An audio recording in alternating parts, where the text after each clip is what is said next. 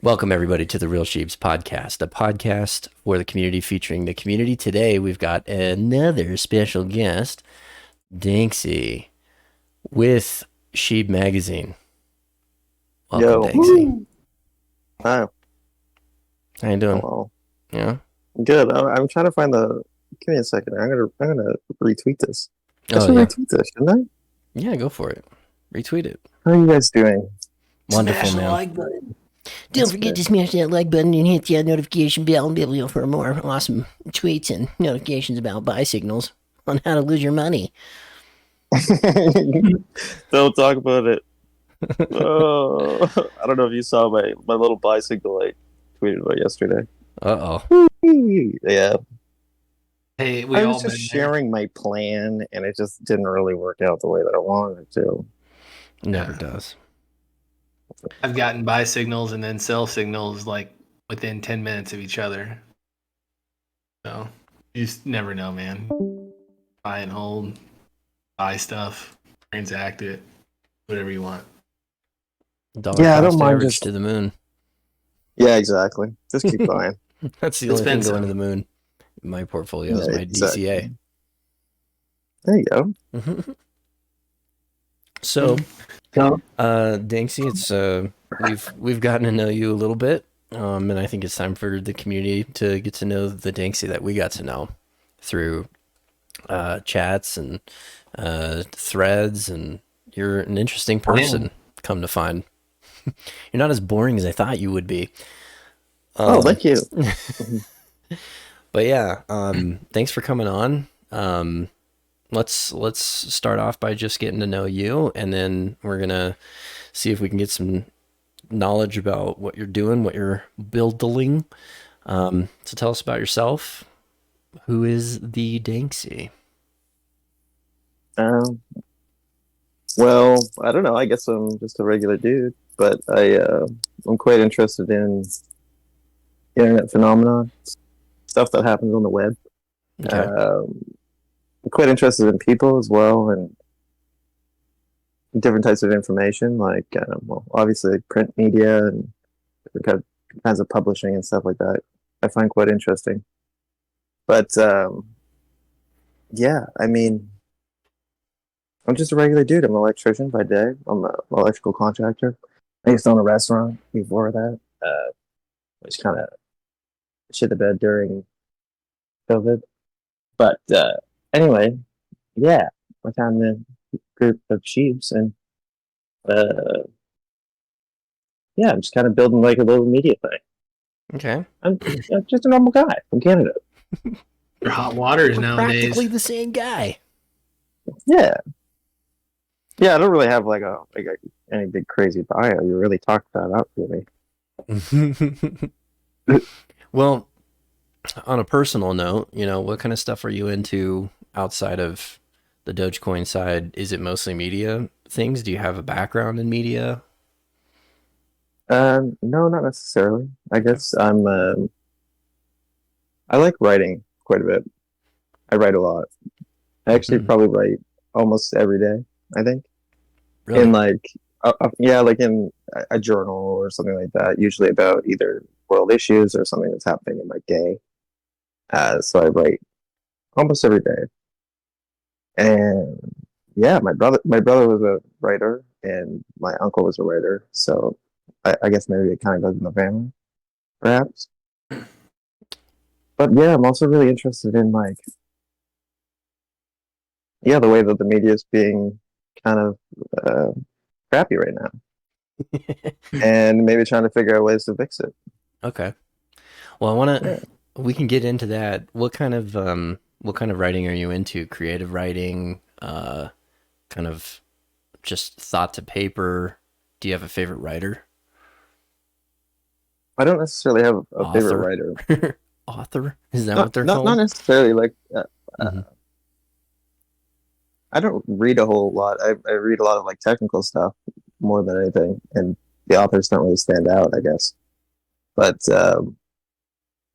I I write like creatively. Yeah, I definitely would write creatively. I like that. I like writing fictional things, but usually like day to day, I'm just writing about psychology and philosophies of different things and ideas and all kinds of stuff like that. So your ponderings of life. Do you have like a blog or anything? And this is outside of Shibe Weekly, or do you post your stuff No, anywhere? I don't actually. I mean, my Twitter, which is like pretty much all Oh, over the place. But yeah, that's your I mean, other than writing. that, Oh not boy. really. No, that's not really. But I don't have a blog. I usually keep most of that stuff pretty private. Hmm. Do you ever have any intention or any thoughts, sneaking thoughts that you might come out with some of that stuff? Come out of the closet with your writing? Yeah, I might. I don't know. I did actually kind of. I was playing around with Substack the other day. I don't know if you guys have ever used Substack, but it's fantastic. I've never used it. And I know a lot of like bloggers and journalists are going like independent on Substack, so they're kind of like mm, leaving they're leaving their mainstream media platform and going a little bit more like this is where you can find me. It's like their Patreon almost. It's like an OnlyFans. It's like an yeah, OnlyFans for it's journalism. interesting. There's so many newsletters and like different blogs on there, but the way that it's set up is really interesting. Like it's really intelligent, I think. I mean, Mm. they give you when they give you an account, you get yourself your own subdomain, and you basically have your own blog, your own space. You can do whatever you want. There's thousands, not that thousands. There's definitely tens of settings that you can set, maybe even 100. But it's like it's really customizable. There's a lot you can do with it. But then they're also really new. So the fact that they already have all of that kind of laid out is I don't know, it's a good look. It makes you think that, okay, well, yes, they're probably going to go further into this and start really, adapting the platform because it's a fairly new platform. Anyway, I think it's really interesting. There's a lot of really good writers on there. Do you think it's going to flip how we consume information? Yeah, definitely. I don't know if you guys know Gary V. Yeah. Yeah. Yeah, so Gary V was talking about this one time. He was talking about how the quality of information is going to increase and didn't really specify why that was. So then I kind of just stopped and thought about it for a while. And yeah, like the quality of information on the web has to increase in some way because at the moment it is trash. It's not very good. We don't have a very good system for making sure that information is what it says it is. And Um, there's no good way of doing it that makes it so there's it's no a good way of actually doing it. It's very difficult. The only way that really is valid of doing it is making sure that the content that you put out every day is higher quality. To put out higher quality content on the internet or writing or whatever, uh, you need to add more context and more depth. And so I think that we're going to move into a bit of a more long form, like long form tweets, for instance, is like kind of a reflection of my thoughts on that. Mm. The fact that they came out with that and it allows people now to go into larger context. It allows the algorithm to now understand what you're talking about more. And it allows the algorithm to serve people more or better content or more accurately represent the content that you want to see just by having more context in one tweet. Like there's a yeah. lot to it technically and also uh, just for people who want to seek information on the web. They want to just make sure it's accurate. So really like junky information on the web, but just I I don't was know gonna everyday tweets and stuff like that. It's like I think a lot of that's gonna probably not maybe fade a little bit. Yeah. Interesting. I was gonna say something there.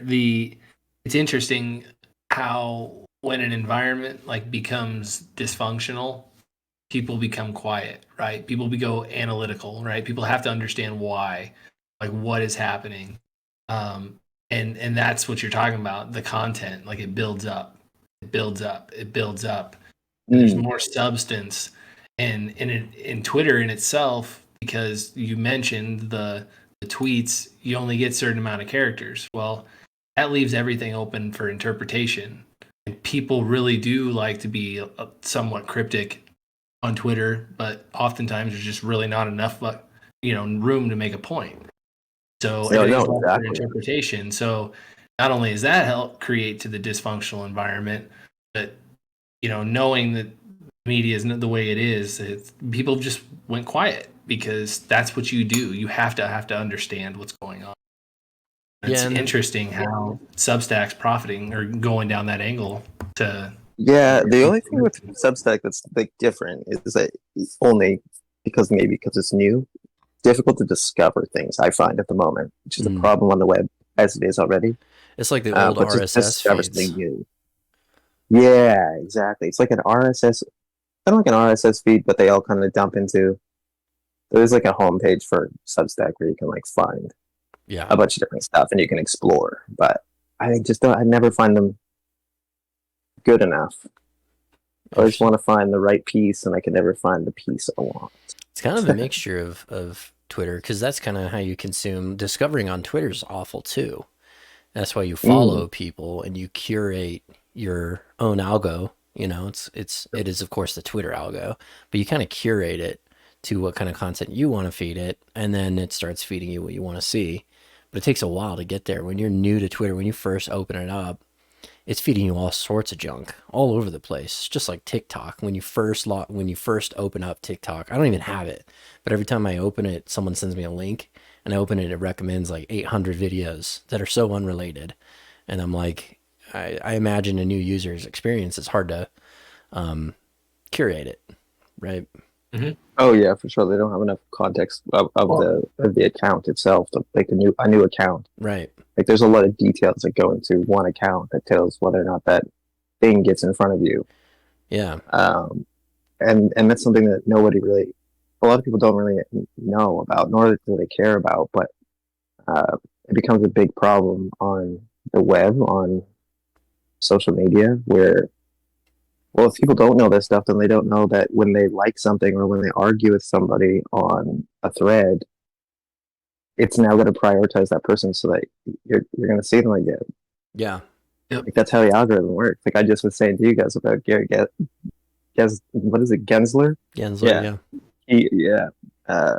It suggests that I should follow him, but because I tried to ratio him, tweet, and so like it was like, well, no, I don't want to follow this guy. I just kind of wanted to like give him shit. Anyway, but that's what it does, that it serves you more of it. Yeah.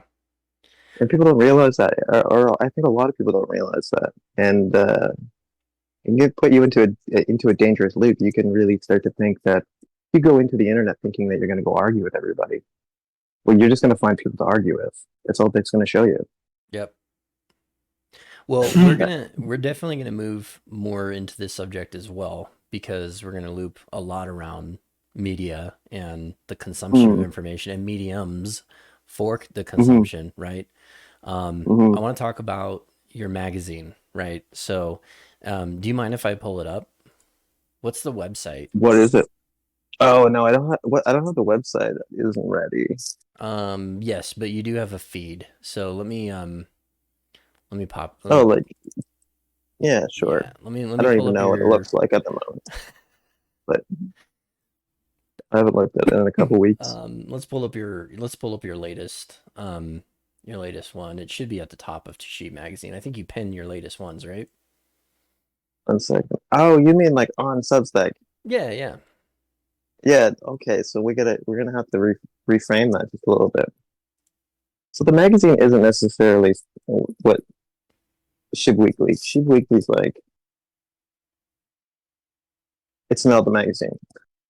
The magazine is kind of like something that I'm striving for to get to, whereas Shibe Weekly is like a newspaper sort of deal.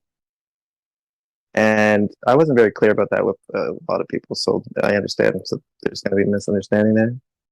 But I started using, I have a website, or I started a website, and it wasn't working out very good. So I checked out Substack, and I was just playing around. And I realized it was pretty awesome. And I thought, hey, maybe I'll go on there and try it out. And so I was like, well, do you know what? What can I do with this old Substack? And I thought, well, like it kind of looks like like a real good newsy spot. So yeah, I kind of started to do like I want to do like a like kind of like weekly news things, like just different like highlights, like maybe one every day. Like on Mondays, maybe we'll do a highlight of maybe it's a certain column that we do every Monday, and then every Tuesday maybe we do a different column, and every Wednesday we do another column.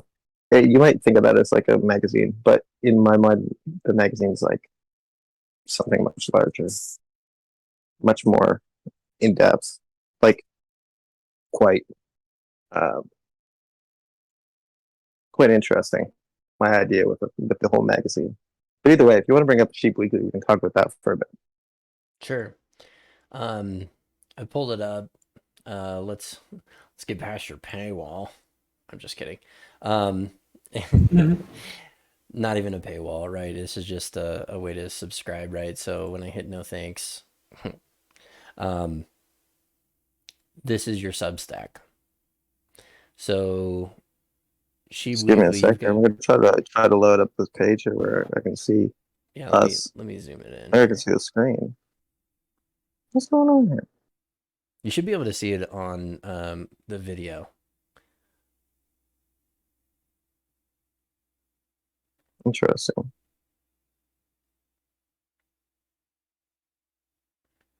Oh, nice. Ha ha ha ha. Yeah, yeah, yeah, yeah. I can see it now. Okay. Sweet.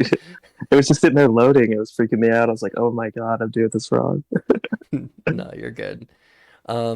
So this is you're on issue number 8 right now. Is that right? Yeah, I kind of stopped numbering them. I'm on issue number 9. The top one of the tops number 9. One at So the that's when top's you number click 9. on. Let's go back a step right here. So is it the Uh, commitment to openness or the Sheep glossary?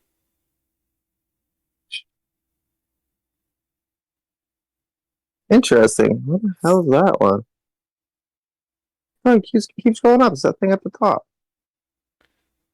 Oh, right here. Yeah, Oh, I see. So this is your yeah. first. This is it. Okay, Sheep That's the Weekly. most recent one right there. Yeah, Okay, cool. yeah. Yeah, let's pop this open. Let's take a look at your latest one. Who's Okay, that yeah. guy? Is that the That's author or Ralph. something? Oh, that's Oh, Ralph. yeah, I'm in danger. yeah. So Okay. So walk Right. us I've through been this. having like, Walk us through this. yeah. Okay. So I've been having a fun time playing around with this image. I've been doing it for a while. I would just keep changing it each week. Like you'd normally keep it consistent if you were like weren't just starting it, but um, since I've just been starting it, I'm like kind of want to see what attracts people. I've been playing around with different things. So this one, I decided to make it cartoony. Okay. Anyway, but it actually is kind of like a meme, right? I mean, it is a meme, and it does actually kind of speak to what this one is about. This edition, I guess, um, because So we were in danger last week. yes, and we're in danger this week. Um, Oh yeah, I should have saved it. so I've noticed you kind of have a formula, right? It's your weekly roundup, and I think you have what 3 or 4. Hey, look at that, we're Here's you on it. guys. Yeah, Oh, buddy, thanks. And then so yeah, you go through. Let's see here. You've got the Doge, which is kind of your forward statement. The douche douche replica for sale. Douch, The Douch. douche. Oh, it's like a couch. Yeah, yeah, yeah. You might have to edit I, that one. I literally did not It said Doge connect. couch, and I put Douch because they said it. They said Douch in the They have this big auction. Pleaser House had this auction, right? For the I don't know if you guys remember, but a few weeks ago they had the auction for the actual couch, and then somebody in the chat of this auction of the live auction said something about douche or whatever, and it's the dumbest word ever because it looks just like douche. God, I can hear And I Quaid don't think, laughing in and the I've never room. heard anyone say it since, Douche so I don't even know if anyone remembers. douche I couch. just threw it in there for fun to That see is what funny. happens. The douche couch. You're gonna get crucified for that. Oh, that's all Hey, right. someone said it, man. It's just it's a meme. It's referenced. Okay, so we got 1, 2, 3, 4, 5 FTX. Oh, an FTX update, volatility, and yeah, so 6. So you roughly like you kind of keep it tight, um, Yeah, and you kind of cover like here's the weekly roundup. So it's a very consumable piece of information. I like it. mm, What I really liked about it, and this is one of the reasons why like I really wanted to jump on having you on the show, was like this is a good way to not have to scroll through Twitter for hours to see what happened throughout the week. Like I don't have to yeah, sit there and look at my DMs and people send me stuff saying, "Hey, did you hear about this?" Because a lot of times I miss it. I'm not on Twitter as much as other people, and I even have notifications on, and you know those cycle and refresh, and you miss stuff. So yeah, this kind of yeah. just knocks it down to like here's the 5 points that are relevant to Doge, and here's what happened. I'm Really? glad that you picked up on that because that's exactly what this turned into. While I was figuring it out, I was like, I didn't know how I was going to set this out, but I knew that I wanted to make it so that it makes it simpler and more concise, kind of like a funnel of information for people. So, like, if they're during the week they're busy, they can't pay attention or they might miss something. I Hmm. don't want somebody to go on to the next week and think like, oh, Doge wasn't really that busy this week. Well, maybe you missed something. I don't know. So that's kind of what this is for. It's just kind of like to fill in the gaps maybe for somebody. Like somebody might have read all maybe 5 of these, but the sixth that they see might be something they didn't know. Yeah, And so I think it's good that way. It's Um, con- it's concise. consumable. Yeah. So yeah. really, all you really have to do, honestly, and don't take this personally, I think it's awesome, and you Oh should be boy. proud of it. Is this thing? All I have to do is dedicate one trip to the toilet to this, and it's consumable. I'm done. I'm out. I got all my information in 1 week, Mm, one trip. So all I have to do is dedicate one trip.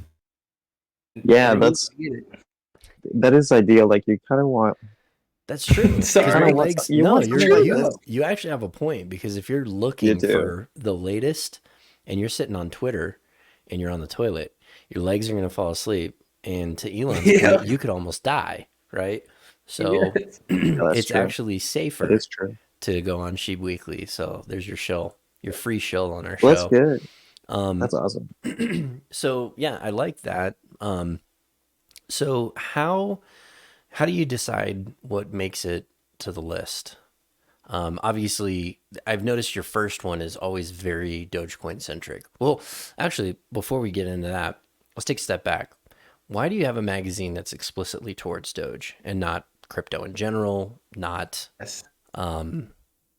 you know, we talked about we opened this podcast with mainstream media, right? And you kind of have Right. a chip on your shoulder about it, which is good, a good chip. Um, Yeah, yeah, why yeah. why Doge?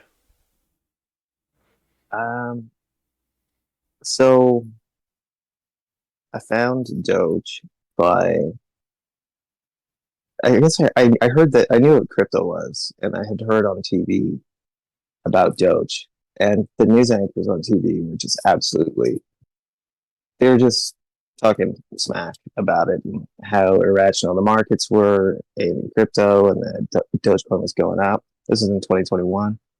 Dogecoin was going up, and it was irrational. It was a terrible idea. Blah blah blah. I didn't know anything about it, but I looked into it deeper. I learned about Bitcoin and all that stuff, and then yeah, I guess at some point there, I went in and I actually went and bought some crypto, and I bought Dogecoin, and it wasn't like I didn't know much more than what they said on TV, which was pretty much just talking shit about it. Hmm. uh, but just by that in and of itself was kind of like, well, no, I want to support the underdog, and that's pretty much how I got into Dogecoin. That's how I started following through with that.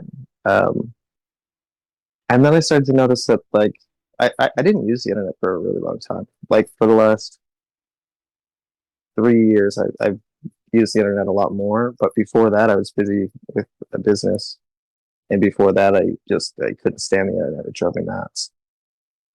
So, but when I got on the internet and I started looking at it, I'm looking at it with like almost a beginner's mind because I haven't been on. Like I got rid of all my social media and stuff like that a long time ago, my personal stuff. And so I joined Twitter, and I just noticed it it was hell, all of it.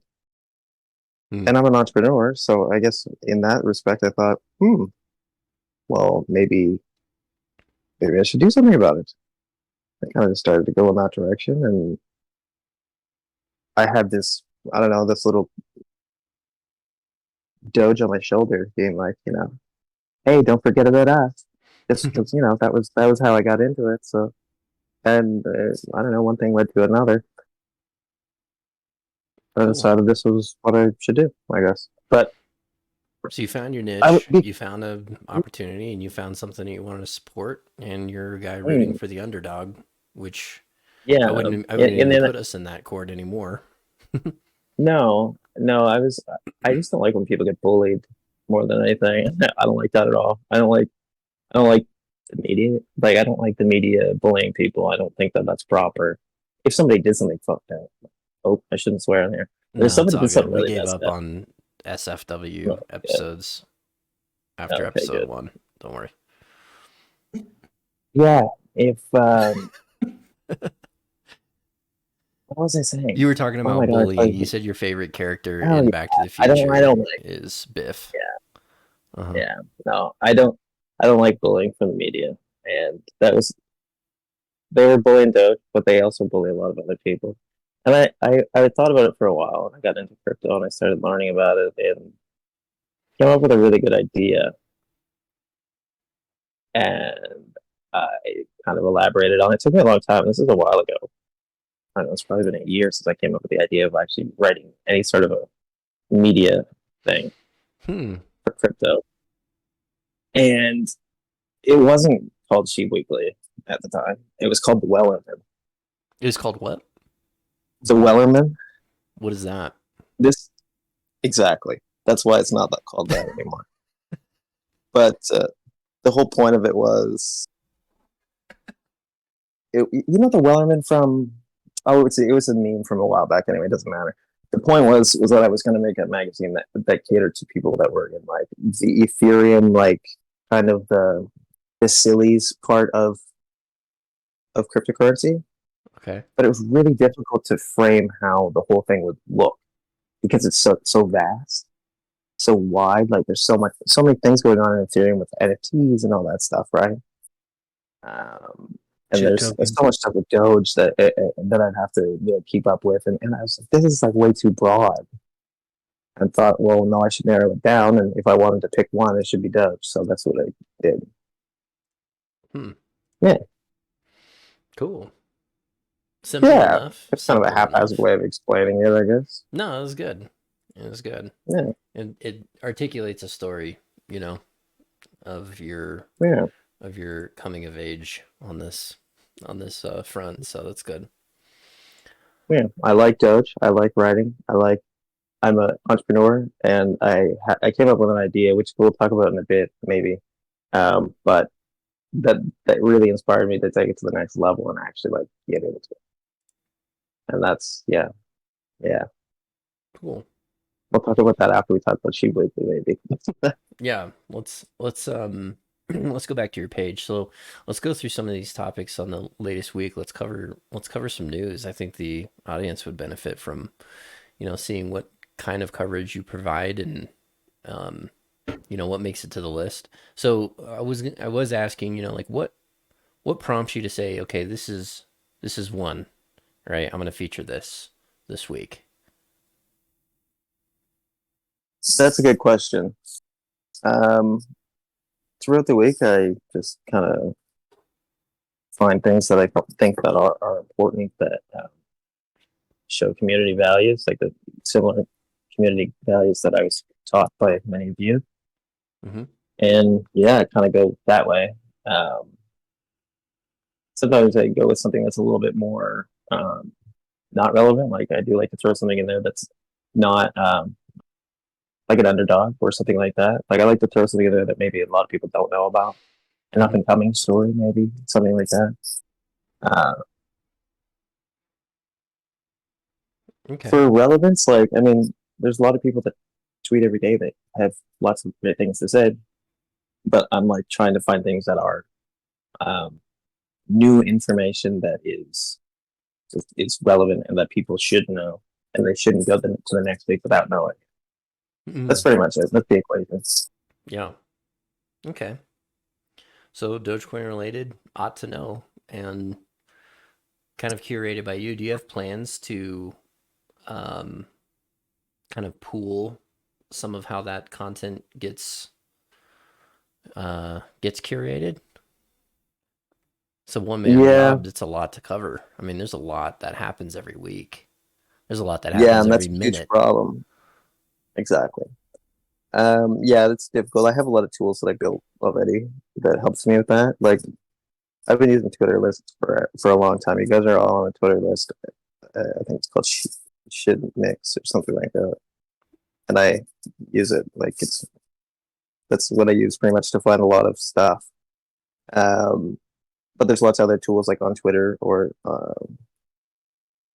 on Discord. We were talking about the other day about trying to pool information into the same spot. I also really like when people tag me and stuff. It's super helpful. Like if you see Nice. something on Twitter that's like dope, like you're like, oh, this really actually is really like important. Um, yeah, like tag me in it. Like Shibe Magazine on Twitter. Just tag us in like the comments or something, or like send it to my DM. Yeah, It would that's be huge. super helpful. Yeah. Well, I feel like, people, if they like the article, and I've seen people do it, a little bit, tip you. Mm, And if someone tags you and you got something cool, tip them. yeah, It kind of incentivizes both ways. yeah, So I no, would for almost sure. encourage the community to work together on that, because that's the kind of thing Yeah. where, the more people that consume information this way, which is fine, obviously DYOR, but at the end of the day, we all consume information differently in many ways, the same ways, which is like, I want a central source of of truth. And I know that part we're going to talk about, but something that is as reliable as it can be, Yeah, uh, and it's just yeah. straightforward. There's a part of that I should mention before I go too much further, Mm-hmm. which is that there's a reason why I use tweets and why I used a different person for each one, which is important for you, I guess, people to know. I don't want to write the story. I don't want to Mm-hmm. write the story because that makes me, then all of my biases are subject to them. So by me adding 10 different stories from 10 different people, I can show what people are doing and not necessarily add a value a proposition to like what it is. Sometimes I'll say like, oh yeah, you should check out this store, but I'm not like saying this is the best story you've ever seen. Um, so I don't. I try not to add my opinion as much into Shibe Weekly. I try to just make it about that thing, make it very concise. Like this is what this is. You can click on it and go to the next thing. But the I got reason why it is because I don't want to be the person to. Hmm. It's not a deferral of like liability necessarily. It's more so just like I don't like the idea of sharing a biased piece of news. Mm-hmm. So by spreading it out, it becomes decentralized, right? Right. This is cool news right here, right? Madam Doge, I think she's probably been in the community for a little over a year, but she came in and like really eager to like learn stuff, and now she's got a store and a website. It's obviously adoption, its use. It's exactly what we should be doing. Everybody should be creating websites, learning how to take it, learning how to pay the taxes on it. What Whoa, does that look sorry. like? Right. Yeah. Like you should be highlighting sheebs like that come out with new stuff. It's kind of like what we're doing, man. We want to highlight everybody and things that they're doing. Yeah, man. That's pretty much it. It's like Yeah. I could have made this whole thing could have been called Dogecoin Magazine, and I could have copied and pasted what Bitcoin Magazine was doing. Hmm. But I chose not to do that because it doesn't really resonate with the crowd at all. I mean, it does, but not in the right way. I don't think it doesn't reflect the community at all. If I were to have done that, it would have just been about Dogecoin, and I don't know, just didn't seem right. Yeah. It's, So that, that's why it is Shibe Weekly. And I'm sure you guys are the same way. yeah, I'd say that's what kind of what our discussion was when we came out with this. I mean, when we probably sat there for maybe an hour, 30 minutes, just back and forth, like talking about that. It's like, well, what's the goal of the show, right? Get to know individuals, right, and highlight the things that they're doing in the community, maybe things that maybe they need help with, or just give them an avenue to talk. You know, Mm, God dang it, I forgot where I was Yeah. going with that, Jimmy. Well, I mean, we're not the solicitors of information. We're just trying Right. to facilitate it. And I think yeah, I think I'm picking up yeah. on where you're going with it is like, hey, discovering something, it's talk worthy, it's newsworthy. I'm not issuing a bias. I'm not shilling something just by it existing on the site. And that's kind of the like nature of the site that I picked up on, which is why I've continued to support it even though there may be subsects of the articles where I'm like, hey, I probably personally wouldn't feature this, you know, but Right. it's not something where I'm like, okay, this is enough for me to have a sour opinion of the kind of content that you're putting out there. It's straightforward and it's to the point and it's like this is the content and what it is. And that's that division of saying it's not necessarily saying I'm not trying to be liable to it. Of course, you don't want to be from a legal standpoint, but No, yeah. it's like, this is just something that happened in the community and we're sharing for awareness, and I think that's fine. Um, we can't Yeah, expect it just to shedding all the light on be, stuff. That's all. yeah. The And I even internet's said it so to you in big. private. We can't expect it to be all CoffeeZilla, for every single piece of information and interaction that we Yeah. have everywhere. It's not possible for everybody unless you are CoffeeZilla. Great, but that's your persona, and you know, Yeah, well, I mean, we're all individuals, and what are we? Like, we're all sheebs. So yeah, it's all about getting to know people and networking and helping people find the right avenues. You need XYZ help on ABC code. Well, this person might have an answer. It's about just connecting people that are Yeah. passionate about the same things, and that's when the magic happens. Yeah, it definitely is. Like hey, you get a tip it's jar. difficult. It's difficult that it's difficult when you get started, and that was a huge thing for me too. When I got started, I didn't know what the hell was going on. I had no clue. I didn't know where to start. Yeah, Like I went to the Either GitHub we, page and like looked at the GitHub page and I just got confused and I was like, I gotta figure this out. So I started Google searching, but the whole Wikipedia page, like but the whole it wasn't very linear. Like learning about it, it was like getting a piece of a puzzle every now and again when I could find one.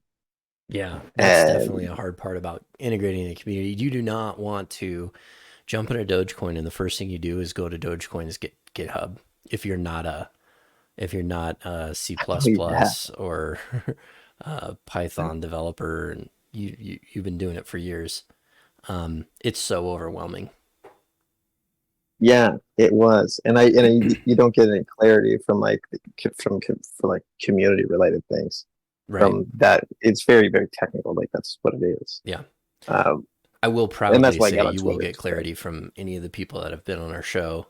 Um, and the Patrick Lauders of the world, Rich Dev, um, Moonlit. There's people with technical knowledge that are extremely helpful in speaking English to you. Sometimes it's still a Oh little yeah, technical, but man, they're so good at just translating it. And they're not afraid to share it with someone I would consider myself a plebe, but it's like, they don't care. They're just down to help. they no, yeah, they're definitely super nice. Like even on GitHub, they're right nice. Mm-hmm. yeah, I've got into some discussions out there, and I've even contributed to, I believe, that I got taken up. But yeah, they were just very helpful the whole time. Yeah. It's super intimidating now. Do not go to the GitHub first. That's probably maybe that's not the right idea unless you're into that stuff. Yeah. But where do you go? What's the Yeah. answer? Do you guys know? It's Shibe I Weekly. don't know. It's interesting, yeah, because you got all the different crypto media outlet, Benzinga, and all these people that want to write articles about crypto, but we're all pioneering this industry. We're all going to make mistakes, and everybody wants to write articles about stuff that they really have no clue about, right? You think about like confusion like at the Federal Reserve, like the job markets. It's just back and forth. Everything looks good. Oh, we got to hike rates. Oh, we might come down next week. Never mind, we're gonna hike those things. Like nobody knows anything. Nobody knows anything, but everybody wants to write something like they do, and it's really interesting. And you sit back and you're coming into this. It's like us. It's like, man, that's tough waters considering what's happened to other people who've done podcasts and media outlets. I mean, they get crucified now, and rightfully so. Some of them should, but it's just tough for sure. sled, and it's dangerous coming out. But you got a good support system, and you got people that are feeding you the right information, and you're conscientious that you're getting the right information out to the people that do want to read your stuff, and you're not harming people. I think the future's bright for anybody, and all you have to do is do the right thing. And I know that sounds crazy, but it's just the truth. Do the right thing. People That just does sound crazy. I know. You're not a host on the show anymore. Get out of here. Wow. No, I like the idea of put the words put the words in the horse's mouth, like hear it directly. So when you're quoting the content, it's a lot more helpful. And that was one of the things I was going to talk about, as well as like, is there room for your magazine? Do you have like plans to kind of decentralize it to a degree where it's like, hey, this article was brought to you by XYZ person, and it's it's their opinion, right? It's not Shibe Weekly's opinion. But then you kind of run into the same concept, right? Of opinion pieces that end up as hit pieces, right? Like, I hate Elon. This is officially my opinion, and you as chief editor, so that's kind of what I was thinking put in an about. awkward That's kind of what I was thinking about with like Shibe Weekly, which originally when I started this Shibe Weekly, just like to give you background, so a little bit of clarity here. I made Shibe Weekly not thinking that I was ever going to expand it, and so Shibe Weekly was always just going to be one roundup of things. And then I was looking at it. This is really good for a newspaper, and I want to expand it a little bit. And I do want there to be something that I can do, like maybe on Mondays or Tuesdays or whatever. That happens every Tuesday or every Wednesday or whatever. But I think that I don't want to write all of that stuff. Mm-hmm. I probably would really like to at some point see if anybody would want to write a section, I guess, and like I had an idea which I had made one up, which was like a weekly section or a weekly column. On here they call them sections, but they're really columns of strange exchanges. So like somebody like a sleuth, like a blockchain sleuth. Like I can see, but trying to, figuring out like where people are sending money back and forth, and like, blockchain sleuths. Interesting. Like that kind of thing. And then if I do like one of those every week. That's and then cool. maybe do like a business section every week on Wednesdays or something. And then then Shibe Weekly, using the same name, becomes Shibe Weeklies. There's several of them going at the same time. Mm-hmm. Just perpetually each week. Yeah. But I couldn't write all that myself. If it worked out though that I could get people to the Shibe Daily to write some of the sections thing, yeah, exactly. That's my Twitter feed. That's cool. No, I really like that idea. Blockchain sleuths. Yeah. I mean, like that's legit. Because there's a niche market, but it's actually pretty big where people see that. And then it just takes one person to say, hey, this is interesting. And then 100 people do research. And that's how a lot of scams get found. Whether it be scams or just, finding, validating. It's the don't trust, it's the verify. behind what goes on. Right. Hey, Slick, real quick. I'm not sure if you got audio in the background, but we're getting an echo out of your mic. What the heck? So if you're I listening, gotta get. can you mute? Hold on. Can you hear me? Yeah, we hear you. Hold on. We hear ourselves coming out of your mouth. Your puppet's even talking. Queen's probably too close. Queen, go back into the closet. Thanks. Oh, hey, real quick, I got a slogan for you. Oh, Just here we pop. go. It just came to me. Scoop while you poop. Oh, there you go. Wow. Wow. Wow. We'll think about What it. what a nice We'll- way to say we'll that think is about it. awful. I mean, we are Yeah. sheep. We're dogs, right? Yeah, that's right. That's right. No, you got it. And you gotta scoop it. If it's a Yeah, dog, that's true. especially in California, you'll get a fine.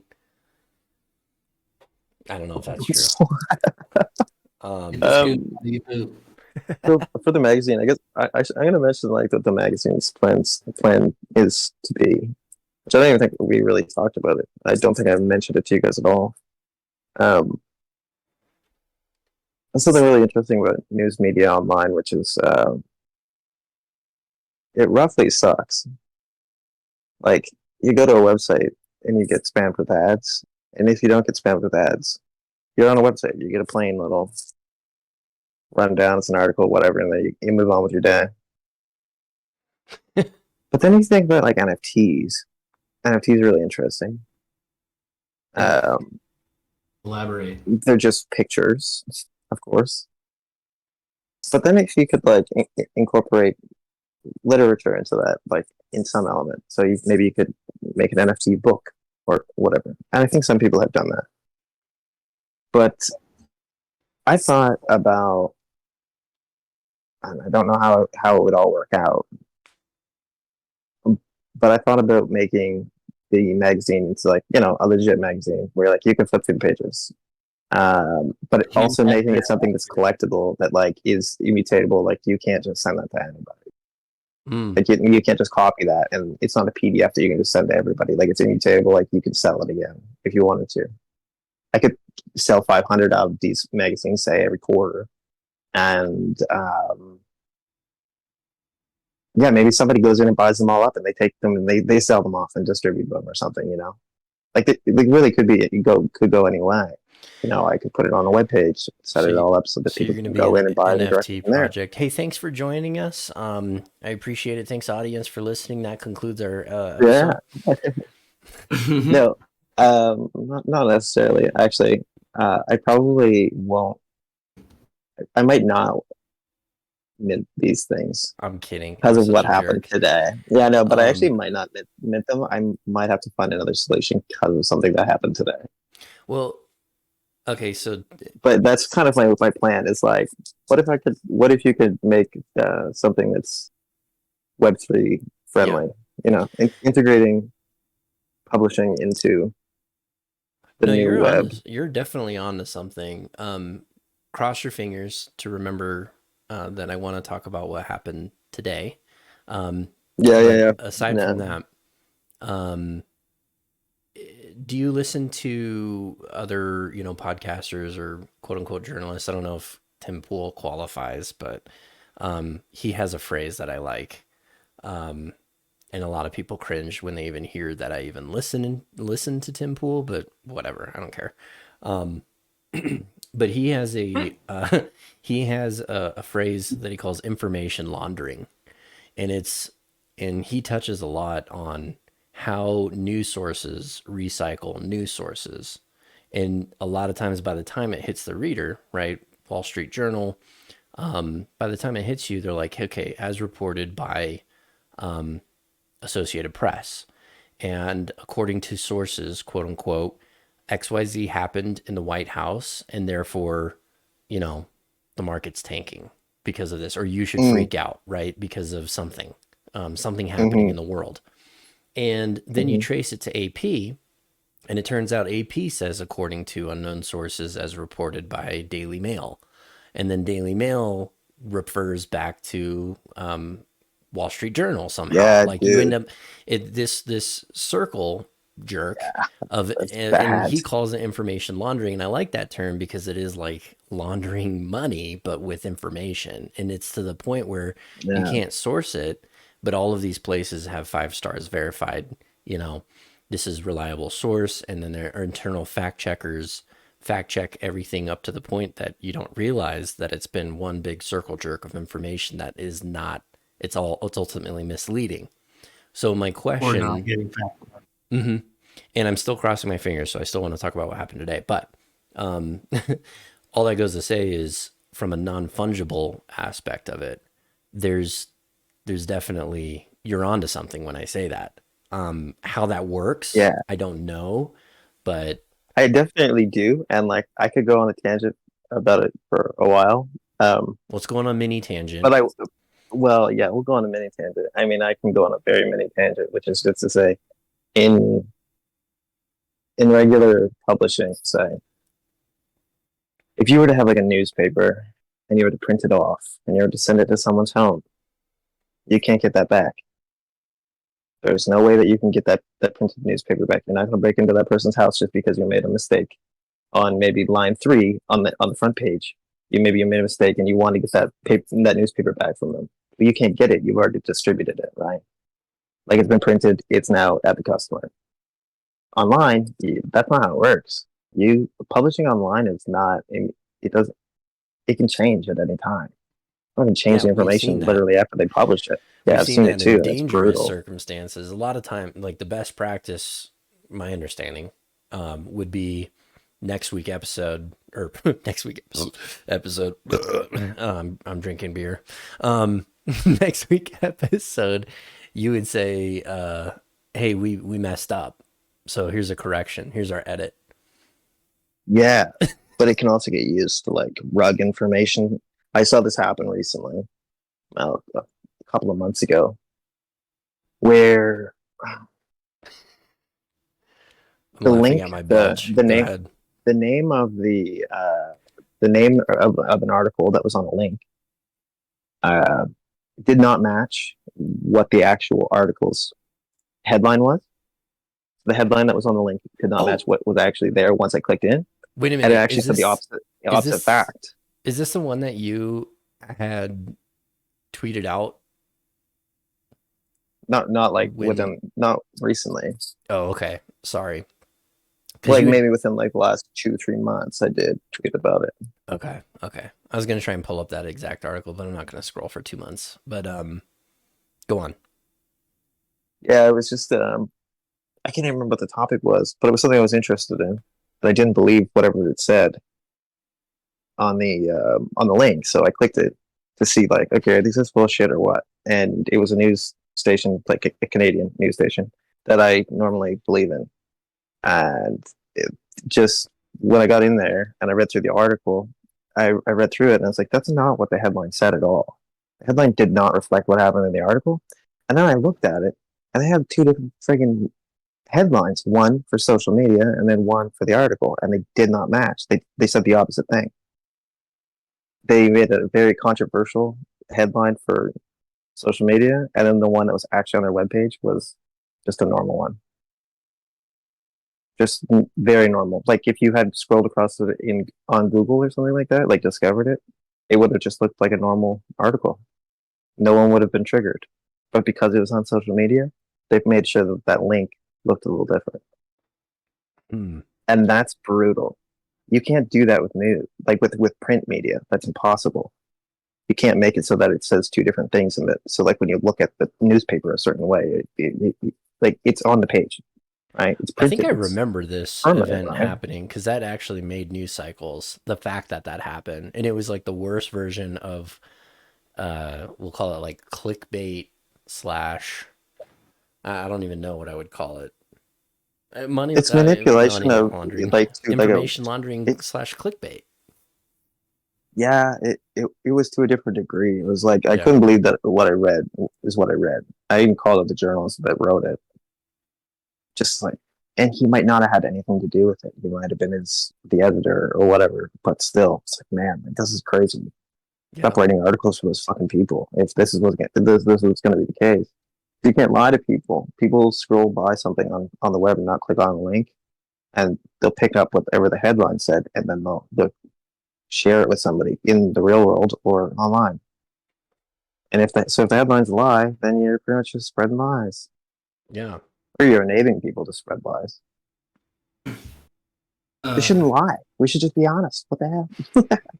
So Well, there's effectively, no- you could say, cure for coronavirus, and have a whole article that says there is no cure for coronavirus, and then Right. Yeah. for a year spread that article all around the world, but then go and update the title later and just say there is no cure, right? And then you got all your traffic, you got all your money, your revenue, you got everything that you wanted, and you got away with either a misprint or an intentional misprint. I think you can tell when it's an intentional misprint. Right. I make a lot of mistakes like when I type. I'll make mistakes when I type, especially if I'm tired or whatever, or if I'm using my phone. Like I'm a lazy texter sometimes, so I'll just make stupid little spelling mistakes. Like it's a publication; they know what they're doing, I think.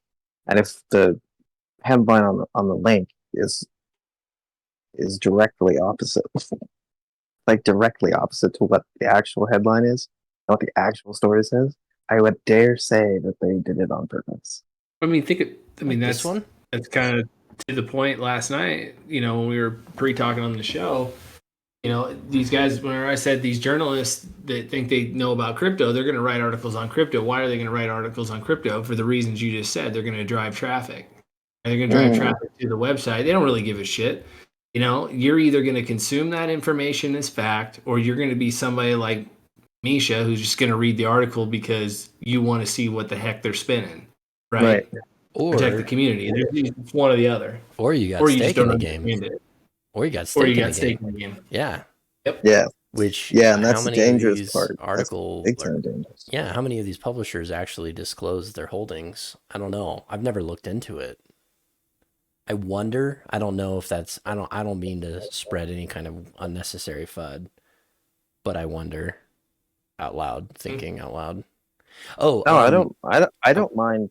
Like right here in this forum, like right now in this conversation, there's a lot of speculation about it. So I think that's okay to kind of put a little conspiracy out there because it is so convoluted the way that it's done. Yeah. There's no way that any one of us is going to know for sure exactly how this is. Well, I mean, who's the biggest? And it's adapting all the time. How they lie to people too, right? Who's the biggest winner if you're buying and selling constantly on fear and greed? If you're constantly buying and selling, who's the biggest winner? Benzinga. Not you. Oh, sorry. Go ahead. It's either whatever you're investing in, somebody else took your money because you sold at fear, or the government's taking their cut every time you buy and sell. Yeah, So, like, and then there's also like sides, I can write a really nice article about something that I know is gonna go up maybe 0.5%, right? And I'm like, oh, this is gonna be great. This is gonna go up 5%, not 0.5%, 5%. So I say, okay, this is gonna go up 5%, and everyone's looking at that thinking, okay, well that's a moderate gain or whatever. But in reality, I'm just like distracting you because I know that there's something else going on over here, and I want as much liquidity as like I want to be able to get into this and get the best prices I possibly can. I'll distract you guys with this really good story while I'm over here eating like the good stuff that's going up 100%. Like there's so many different ways that they can ignore one story to make you focus on another thing while they do something else. So, which is messed up too. Man, okay. So there's so many different ways you can do this. Yeah. I want to get into solutions, but I also want to talk about what happened to you today that made you rethink. Oh yeah. Yeah. So what I wanted to do was, because we have the issue on the internet where we can constantly change things. Like we can change things at any time. We can make it so that it's, we can really mess somebody up. We can screw people up by changing the headline length, whatever, all that kind of stuff. But if you mint it on a blockchain, you can't do that. Can I play devil's advocate? You can't do that, and you can't change it once it's up there. It is what it is. No, I'm saying, can I play devil's advocate with the blockchain? Yeah. Oh, yeah, for sure. So you got me thinking about that, and I'm like, okay, so you're basically trying to reinvent the newspaper, but put it on the blockchain, right? So, so think about the consumer, right? And just using Dogecoin or any crypto in general, for the average person, it's it's not that easy, right? So now let's imagine if I want to get information, when I can get information on Twitter or through your Shibe Weekly magazine as is, but I don't have to log in, connect it to a trust wallet, buy an NFT. If I Right. have enough gas, maybe I have to buy some. That's Buy right. some. Gas fees are high, and I'm like, You're damn, I 100%. really want that info. By the time that info's out, whoever got that info and paid for it, that's old info. Somebody's already tweeting it, right? So how does the people retain value by getting information or buying that information on the blockchain versus somebody like setting up a Patreon to lead somebody to a slaughterhouse, or maybe you're setting up a Patreon, Well, for the right information. I would There's a say couple ways. I would say sorry, I'm the guest. Okay, so I'm gonna answer this. All right. I'm just kidding. You can mint stuff on the OpenSea and you can see it without even logging in. So like you can view the blockchain without going through the wallet setup. True. We're just talking Right, about right. consuming information, right? I can view an NFT and know that it's on the blockchain and it has its validation there without ever being involved in it, right? I've exchanged NFTs without I've been able to like view my NFT not my NFT collection, but view the NFT collection say on like OpenSea and then look at the ETH blockchain without ever even connecting anything, right? Because you open it up and you can see who it was sent to, when it was minted, what wallet it was minted from. So I don't know that Like necessarily that stands. not necessarily like even thinking about using OpenSea in any way. And even for the magazine, I don't think the first couple of editions will be that elaborate by any means. But that's the North Star. I think is maybe the best way of saying that. Sure. That's the North Star, is to make something that is Web3 enabled. That's the way the internet's going. And I think it's important to keep up with that and keep going in that pursuit. It might not be Ethereum. It might be something else completely different. It might not be OpenSea. It definitely won't be OpenSea, but like something different. Whereas it's okay to have a newsstand. What happens when you go buy a magazine? When you go look at a magazine and you open it up right in the store? Well, you're doing that right there. You haven't paid for it yet. You're looking at the stuff inside the magazine before you buy it, which is fine. So why do you buy the magazine? If you could just stand there and read it. Because it's a collectible item. Right. Like a So comic you're book. going to have around. Even, right? you know, the Exactly. magazines maybe not as much depending on the magazine, but because I remember like they had limited editions, right? But a lot of times in the comic book world, you'd put that in a sleeve or a case and you'd keep it, Right.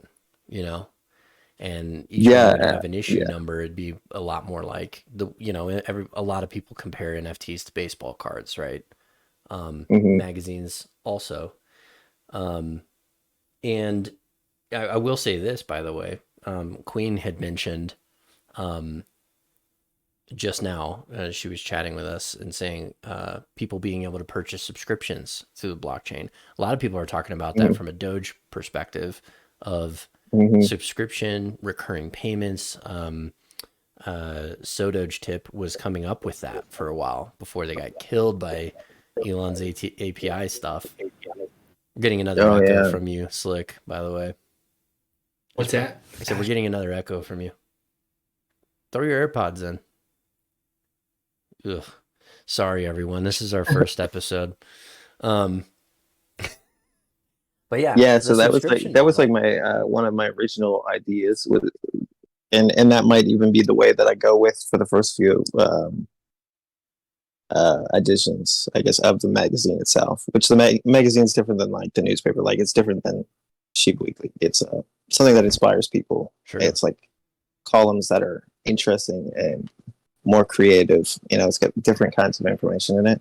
Things like, you know, like the stuff that Minty throws out, like those little like throws out like cutouts and stuff like that, where you can like make your own memes Yeah. with all the little parts and pieces. Yeah. Like putting that in it, you know what I mean? Like Sure. being able to put Yeah. that in, you know, in something That's where really somebody can cool. print that out and use it, or like Mhm. putting a game in there or something, Yeah. a crossword or something like that. That's cool. So that's kind of like the different kind of content than what you would normally see in like a news sort of deal. Yeah. More to inspire people. That's what magazines are. They're shiny, they're pretty. You want to keep them. Newspapers are like the news of the day. Tomorrow it's irrelevant. Throw it away. Yeah. Throw it in the And fireplace. yeah, Mm-hmm. yeah. Yeah. Sometimes you'll save them, you know, if it's like insane and it's like, you know, 20 years from now, I'd like to show my grandkids, but that's it. There's no value Mm. to it because they're floating all over the world. With a magazine, there is something collectible. There's something special to it. And the uniqueness that would come with the blockchain is like my edition might have a different crossword, as you know, obviously oversimplistic. I know you're not thinking literal crosswords, but Mm.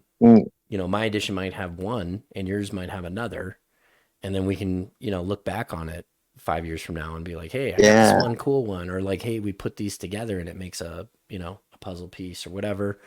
And it completes it, you know. I collected all of Minty's template things, you know, because I collected all 5 of the editions that had it.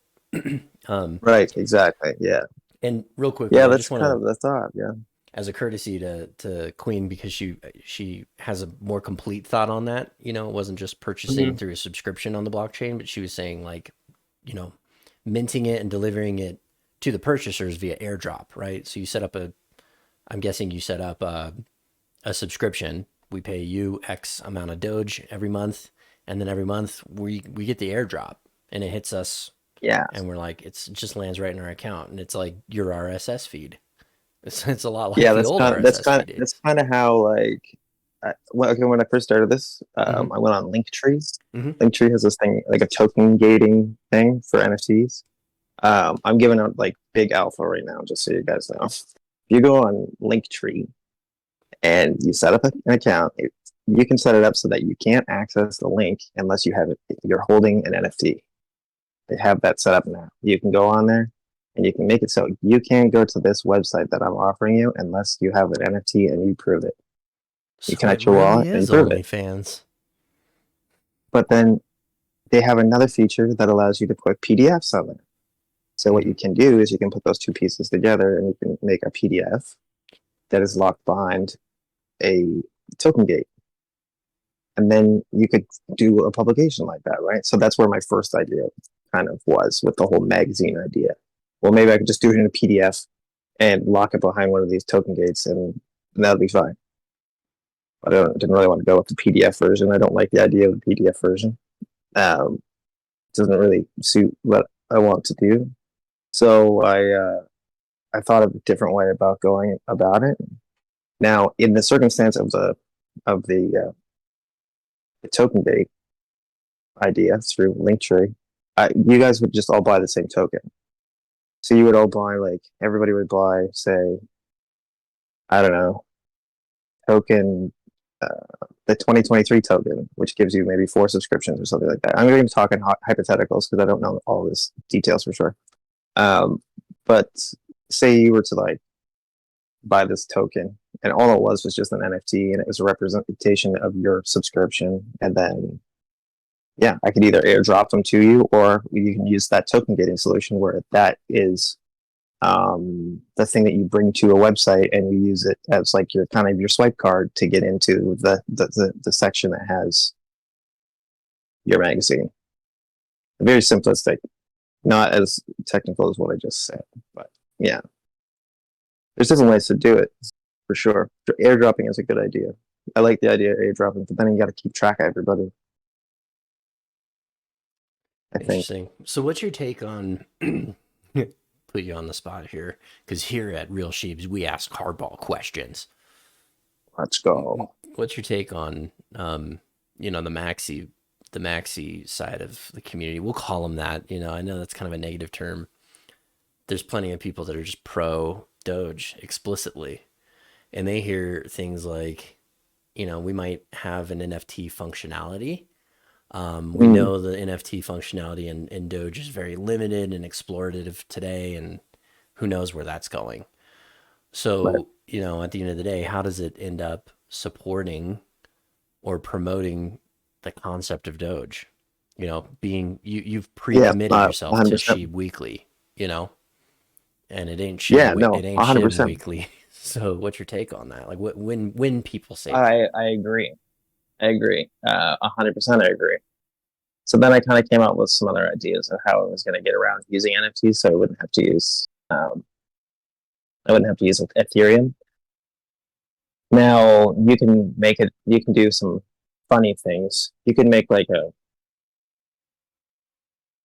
some funny things to make it work with Dogecoin that wouldn't require you to actually mint anything on the blockchain. You could just access it by using a wallet with a wallet integration that allowed you to access things. So you could make like a wallet extension like you would have in your browser, but it's actually like a e-reader.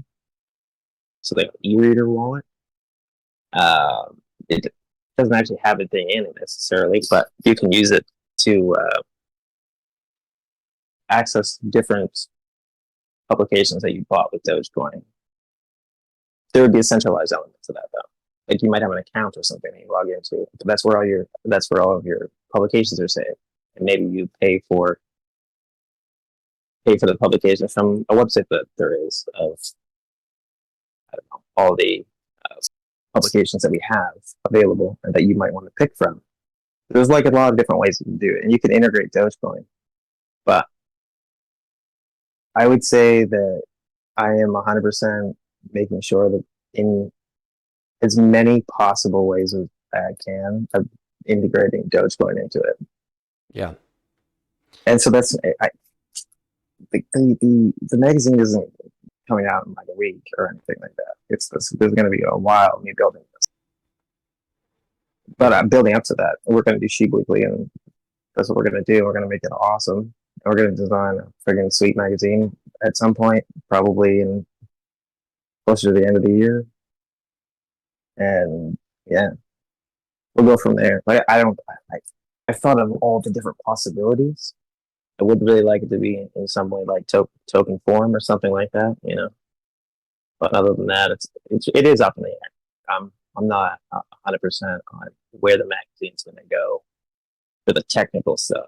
Yeah, it's infancy, right? And that's okay. Mm, But mm, clearly, right, the way that your mind is even spinning in real time, we get to witness the brainstorming side of you, which I think is cool. yeah, You know, open up those. I think we can continue those dialogues, you know, on Twitter.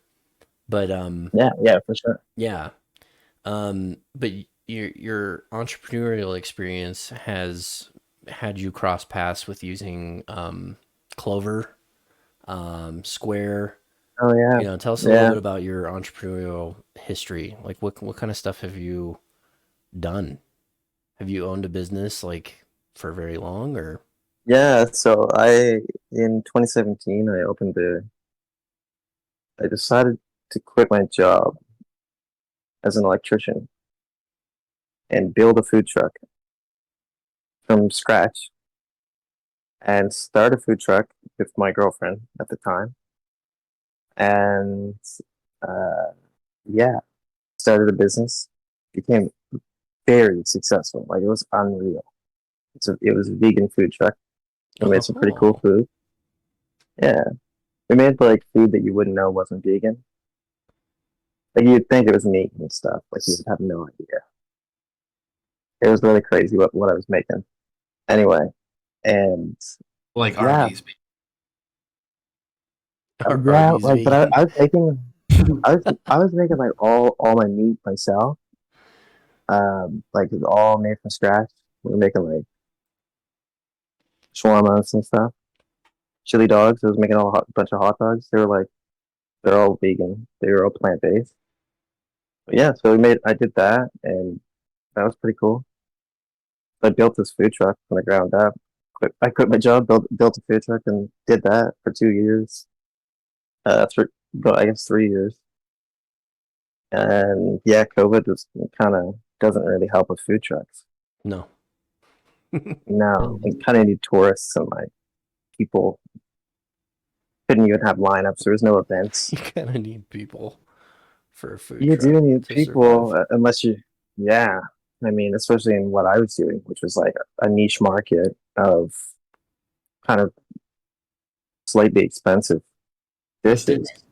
So you use Square, right? So I used Square. Yes, I did yeah, use so Square. Square was packaged as an easy solution for you to like basically take payments right there, touchless, whatever. Sweet little Yeah. tool, right? Mm, But they're what you would call like a payment aggregator. They're just giving you a 2.75% plus the transaction fee charge for everything flat, right? mm, But you as a food, your average ticket was probably what, $10. yeah.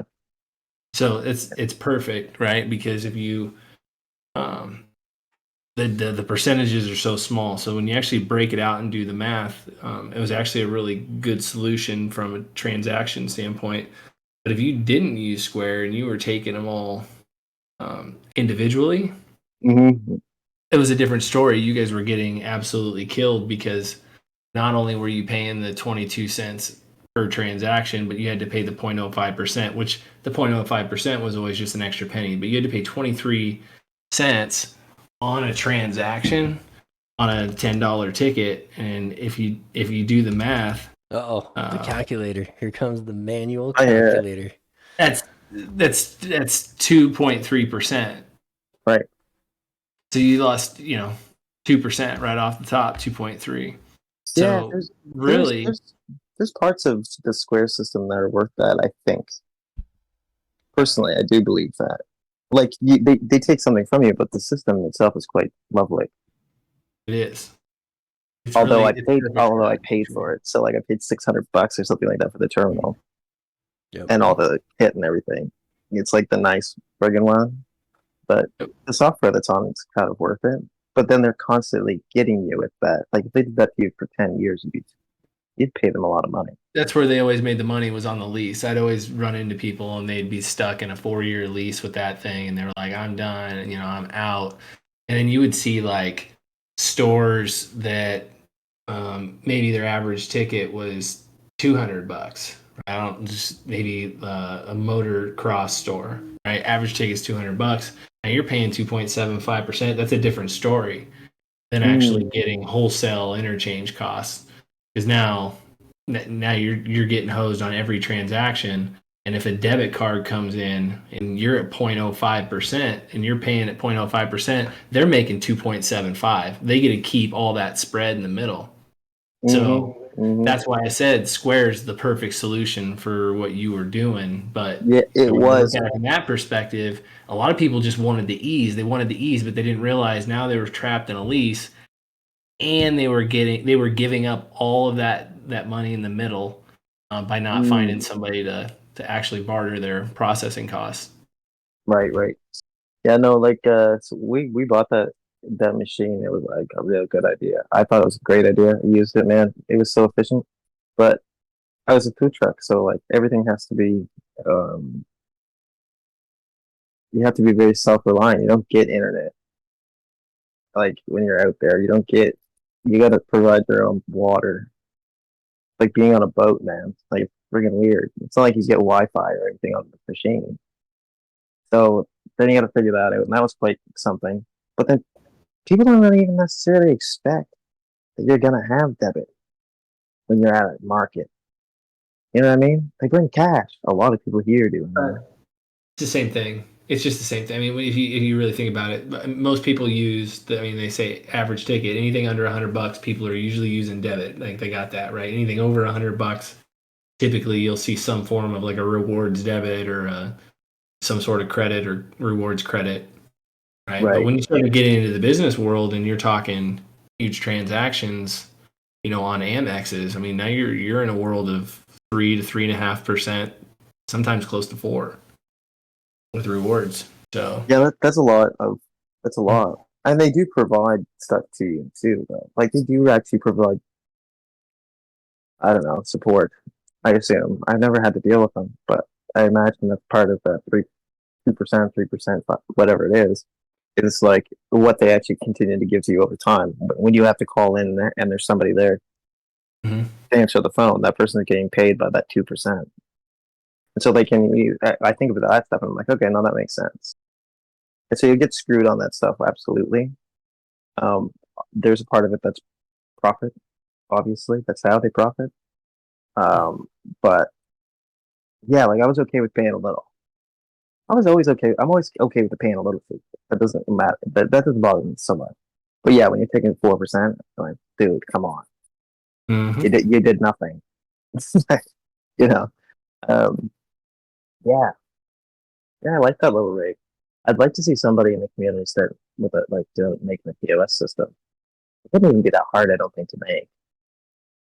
To integrate Doge into a POS system? Yeah, I don't think it'd be that hard. I could be wrong, but man, I think it's pretty hard. It's pretty involved. It's pretty cumbersome for sure. I know the foundation has set sites on that. They talked about it on our show a little bit with like GigaWallet and stuff.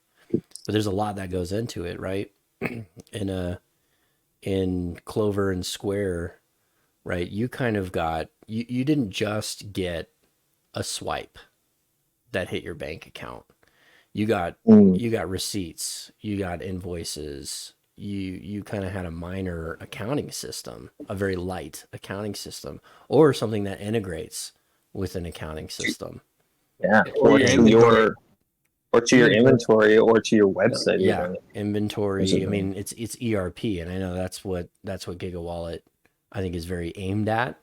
There's so much really? Work. Yeah, and there's so much work. I didn't know that on that front, right? So I have no idea exactly all the ins and outs. We didn't get to talk about it much on the show, but I know that there's a lot of sites that on that. First of all, that's a huge money market. I mean, you're talking about SAP. That's the biggest player in that field, and they're global and they're massive, and that's what they rule the world on processing for that kind of stuff. But there's a lot of ins and outs when you start integrating crypto.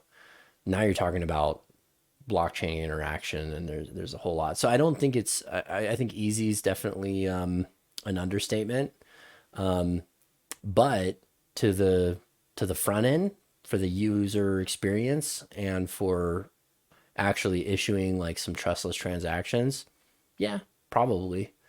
Certainly doable, right? I mean, my Doge kind of does that. I was talking to Slick today. Like, yeah, I was going to say. You could do it with my Doge pretty easy. Yeah, I mean, I can open up my camera, and if I aim it at a QR, if it's a Dogecoin address, my phone will highlight it and say, "Do you want to send someone Doge with my Doge?"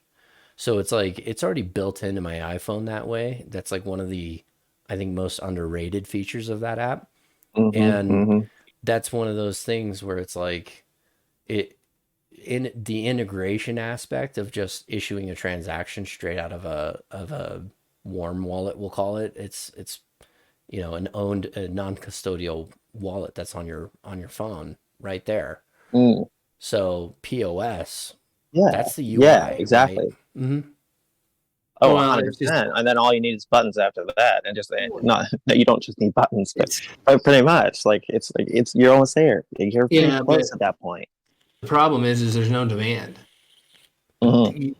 That's the issue, right? Like why rush to put out a product that nobody's going to use? I mean, let me think about something here that could potentially happen in the next 2 years. Let's say they raise capital gains tax to 40%. Do you think anybody's going to want to integrate?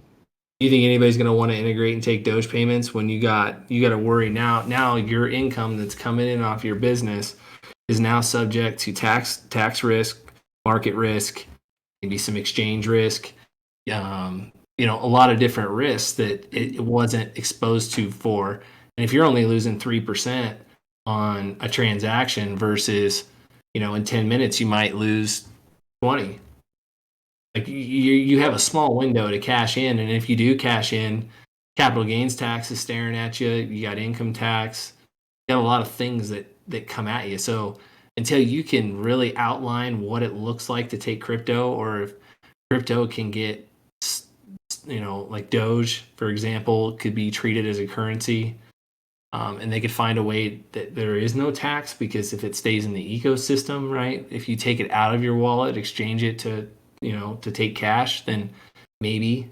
But if it's me going to you for some goods, there's blockchain evidence, right? It's different. So it just needs to be treated different. But you have to be able to outline that. And good luck coming out with a POS system that's integrated with Doge and being like, here you go, here it is, here's your solution. Nobody's going to buy it. If they do, they're going to be trapped, and they're going to realize, hey, nobody's really coming in here and spending on Doge. And the ones that do, I got to pay 40% capital gains tax on. Yeah, and I think I think that's kind of how it's going to be, that like people will just bootstrap the whole QR thing for a while, like a little while, just like we had cash registers for a long time before we had debit cards and stuff, right? You kind of have to think of it as like, how did we used to do it back in the day? Okay, well, that's where we're at right now. Yeah, that's even though it's a technology, you got to kind of think of it as like, where were we, and how did we get to there? Yeah, oh, for sure. It's a moving target. And that's how Ryan from Dogecoin talked about this a little bit on our last episode. They talked about the black card, and his selling point is like, here's how many new customers you're going to get by accepting the crypto, and it's in the form of a card, so it's just like, it's just like a swipe and pay, but they're sending you Doge, so by integrating this, here's how many new customers you're going to get. And a lot of times that's the first selling point, but then to Slick's point, you got the other variables, and that's where flattening this market to where we're not going from 9 cents to 6.5 cents in just a few weeks is not the norm, right? We're getting there. No, but that's probably the biggest factor, is that whole volatility thing. Well, yeah, but there's also the whole not knowing what the regulation is of upholding it. Yeah, like people don't know necessarily what they're supposed to do. This girl that I just recently met, and by the way, who's is she what? Corporate lawyer. What? I said, is she what? I guess in the so. Napoleon Dynamite, what's his name? Pedro voice. Is she what? Yeah, I got an idea, guys. Yeah. She is. I wrote it down. Yeah, she's a corporate lawyer. Okay, and I told her I was going to be on the podcast tonight. She wanted to know where she could view it, and I said, no, I can't know. Because I do all this under my pen name, right? Like all in Daanksy. Like, I'm not gonna tell her. That's pretty weird. Yeah. She sees all your weird inner thoughts that you tweet about, impulsively now share to the world while you're pooping. It's a very intimate place. Every time I have a thought, I tweet it. But I was talking to her just an hour before we started, and we were talking about cryptocurrency. Yeah, and she's like, I know nothing about that world. She thought there was one cryptocurrency. She's a corporate lawyer, so she's going to be like dealing with these things in businesses at some point, dealing with how all the policies in behind them, and how these companies are going to be dealing with cryptocurrencies. And she thought there was only Bitcoin. And no diss against her, but it's like a lot of people don't even know that much. And these are the lawyers, these are the people that you're going to have to convince to do these policies for you too. So there's a whole lot of education that needs to happen before we can ever really get into a place where like just everybody has it, like there's a lot of policy involved. There's a lot of aspects involved that we're not thinking about, I guess, when it comes to using it as a business or whatever it might be. Yeah. Interesting. I don't know if I hit the point that I was going to say there, but yeah, maybe. Well, there's a knowledge gap. I mean, that's really what I'm picking up, right? In the areas of the world where there probably shouldn't be, because look where we're headed, right? You talked about there was a point where we were using cash registers, and had I mean, gas stations still do it, right? They have their regular cash register, and then they have the little Verifone panel that they slide over to you, and they have both, and we're in the interim. And maybe that's the QR piece, but there's a knowledge gap that It's huge. you should, yeah, it's a huge gap in a world where it should be a small gap, because it's coming. Yeah, Flip it on its head. What if you're a business, right? What if you flip it on its head here, right? What if you have, let's say, $100,000 Doge just chilling, and you're trying to get some use case, and you want to explain it, and just get more people into it, and bring it to the forefront. Why not? If you don't want to pay the processing cost, and you have customers that come in and pay cash, why don't you incentivize them a certain amount of Doge, pay in cash, get 20 Doge back, and just have your QR right there on your table. Have them scan it, tell them about my Doge, send them 20 Doge out of your wallet.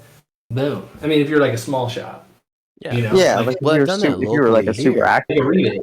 I've done that you locally were here an in activist. Arizona, right? Like we had a party rental place, and I've asked them, do you accept crypto? And they said yes. And they have Coinbase, but all they have to do is show me their QR. That's literally it. They pull out their phone, where they normally plug in, the phone clover and square, where you plug it in the bottom of your phone and you swipe the card. But they just don't even plug that in. They just pop up their QR. I send it, and since it's Coinbase, it's like, 20 minutes. But they're like, you seem like a cool dude. You clearly know your stuff, and your payments in the past have gone through. So, go take your tables, your folding tables and chairs. But in an ideal world, if someone is established well enough, that's done in a minute, during the normal block confirmation time, or 6 minutes tops ish. But that's for a certain kind of interaction. I'm not getting a soda where I'm not going to wait 6 minutes in line when there's a long line and everyone's stressed, and the dude behind me's a grumpy old, cowboy who in a wants to food beat truck me for taking would 6 be minutes. terrible. Oh yeah, for a food truck? No way. It would have been so hard, because like somebody pays, and like you're like trying to throw the money back out, wash your hands, and get back in the kitchen to work. They make their Or food. let's put this, Like let's make it real. or a magazine or a podcast, right? Let's say right. we wanted to have an exclusive interview with someone on our podcast, and you had to pay. Are you going to pay and wait for a long transaction? Like if it were Coinbase integrated into Twitter, and we had a podcast behind a paywall with this exclusive interview with Miley Cyrus is trending. So let's say we had her on the show, and everyone's like, I want to see this. It's trending right now? Yeah, I don't know. It just showed up on my Twitter. Anyway, not like Wednesday Addams was trending last night. Well, Yeah, that was weird. But it's kind of a Miley Cyrus week, man. It feels like it. It's kind of got some Miley Cyrus got some vibe to it. wrecking balls. Man. Oh man, yeah, it felt like a wrecking ball, right? I love Miley Cyrus. I have to tell you guys what happened earlier. Oh yeah. I fell into a rabbit hole Uh-oh.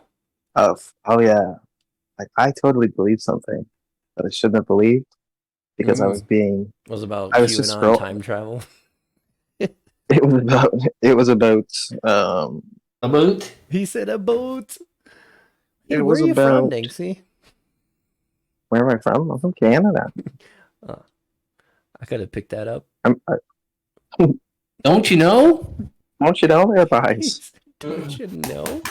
Don't you what know? happened today? Pump it up. Don't you know? Yeah, so Pump it I up. guess there was an onslaught earlier today. I don't know if you guys noticed it, or if it was just my Twitter Probably decided your to algo. I don't like. go on Twitter anymore. What happened? What was the onslaught? Yeah, man, my algo just like slammed me with one thing after another of like the most hellish types of posts about the economy, and it was like one after another. One was Gary Gensler about him talking about cryptos like as securities, saying it as if they are, which I don't think he really has that solidified in any way. Other than in his mind, but I don't think it's like solidified in any sort of legal fashion. Um, and then he's going on about this, and then like the next tweet was, who was it? Qcoin gets a lawsuit, and they called the Ethereum a security in it. Mm-hmm. Anyway, but I read that tweet, and I read it wrong. I was like, I don't know, I was fired up about what Gary just said. So I was like, you're an idiot. Don't say that. That's what you just said wrong. And then I spoke the next thing. I looked at it. I read it too fast, and I thought that it had happened.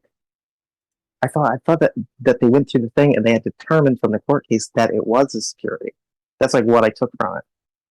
Just for me being a fucking little quick scroller, and I was like, oh shit, Then what you the put it hell? in your magazine, And I and now told, you're liable. and then I started thinking about, oh my god, that kind of really screws up any plan that I would have had with any Ethereum related things. It's pretty And I kind of biased. just had like a crazy, I had an hour or maybe two of thinking like, I really got to think about where this stuff gets published, because some of this stuff, if say I already had a magazine, let's say, and maybe I already had NFTs out, but maybe that was the direction we decided to go with the NFT on Ethereum or whatever. What would happen if they were then a security? Would I then have to become a financial institution in order to sell news? That would be pretty fucked up. Mm. Yeah, I would And just so stay away from I was just going to this rabbit hole of thought. Holy crap, man! And anyway, I went back through and I read it afterwards, and realized that I was puffed up when I didn't need to be. Well, it's one of those things. Is like, okay, does all of crypto have to suffer because of Bitcoin's mistakes? I don't mean Bitcoin's mistakes, right? We all wouldn't be here if it wasn't for Bitcoin. But at the end of the day, people aren't transacting Bitcoin like it was intended to be done, right? It's now a Mm, store of value. So I guess now Doge, that makes more sense from a transactional standpoint, has to suffer because of some chairman's bias. Like, am I understanding that right? yeah, I it's mean, just the 'cause way. that's what I mean. Everybody else has to suffer because some guy has a bias or he just has zero idea what he's talking about. Well, I think he knows, and He's being fed a bunch of I think he really crap. believes what he's saying, and I think He's he has being to have paid. conviction. Could Someone be being probably. paid. Oh yeah, exactly, and that's the thing. This is why. This is why. Like, crypto is the best way I think that we have to disarm corruption Mm. To in disseminate monetary. intent. Yes, Mm. to make it so that people can't do things so corruptly. They can't just Mm. upend the monetary system, right? I don't Mm. think of it as a hedge against inflation or anything like that. I think of it as Mm-hmm. like a hedge against corruption. And corruption is also something that might choose to censor you, There's a which lot of corruption cryptocurrency. on the blockchain, though. Let's be Yeah, there honest. is. In some circumstances, I'm sure in other, I think in some of the higher up stuff there isn't. Maybe Yeah, there but is. but I we're don't talking know. about two different things, and we're talking about a middle ground here. So the corruption Yep. that happens in the blockchain, a lot of it is misinformation, sure, but there is a lot of it is it's very close to like money laundering. It's financial corruption, and it's taking advantage of people who are misinformed.